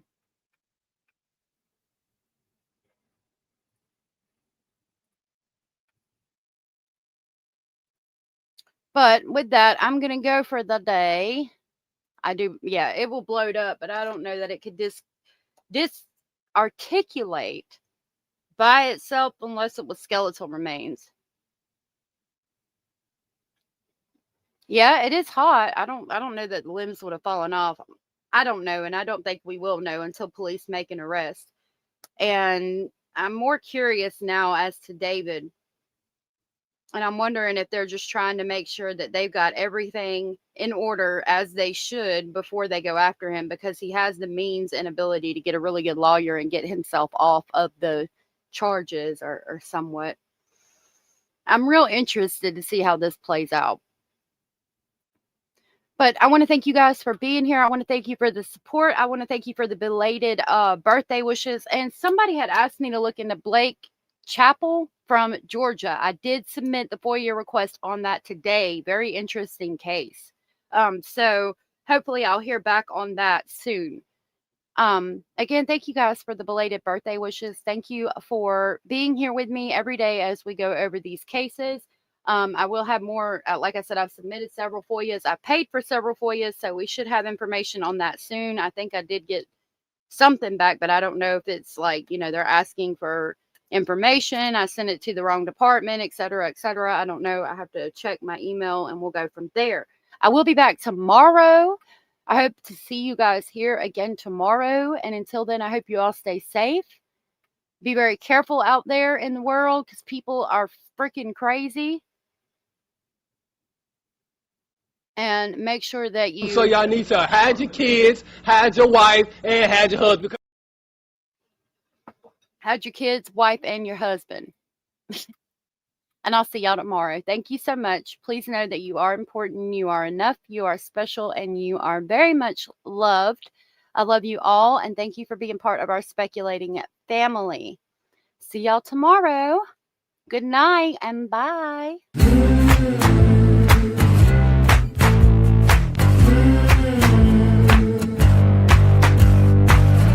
Listen up, I gotta tell you.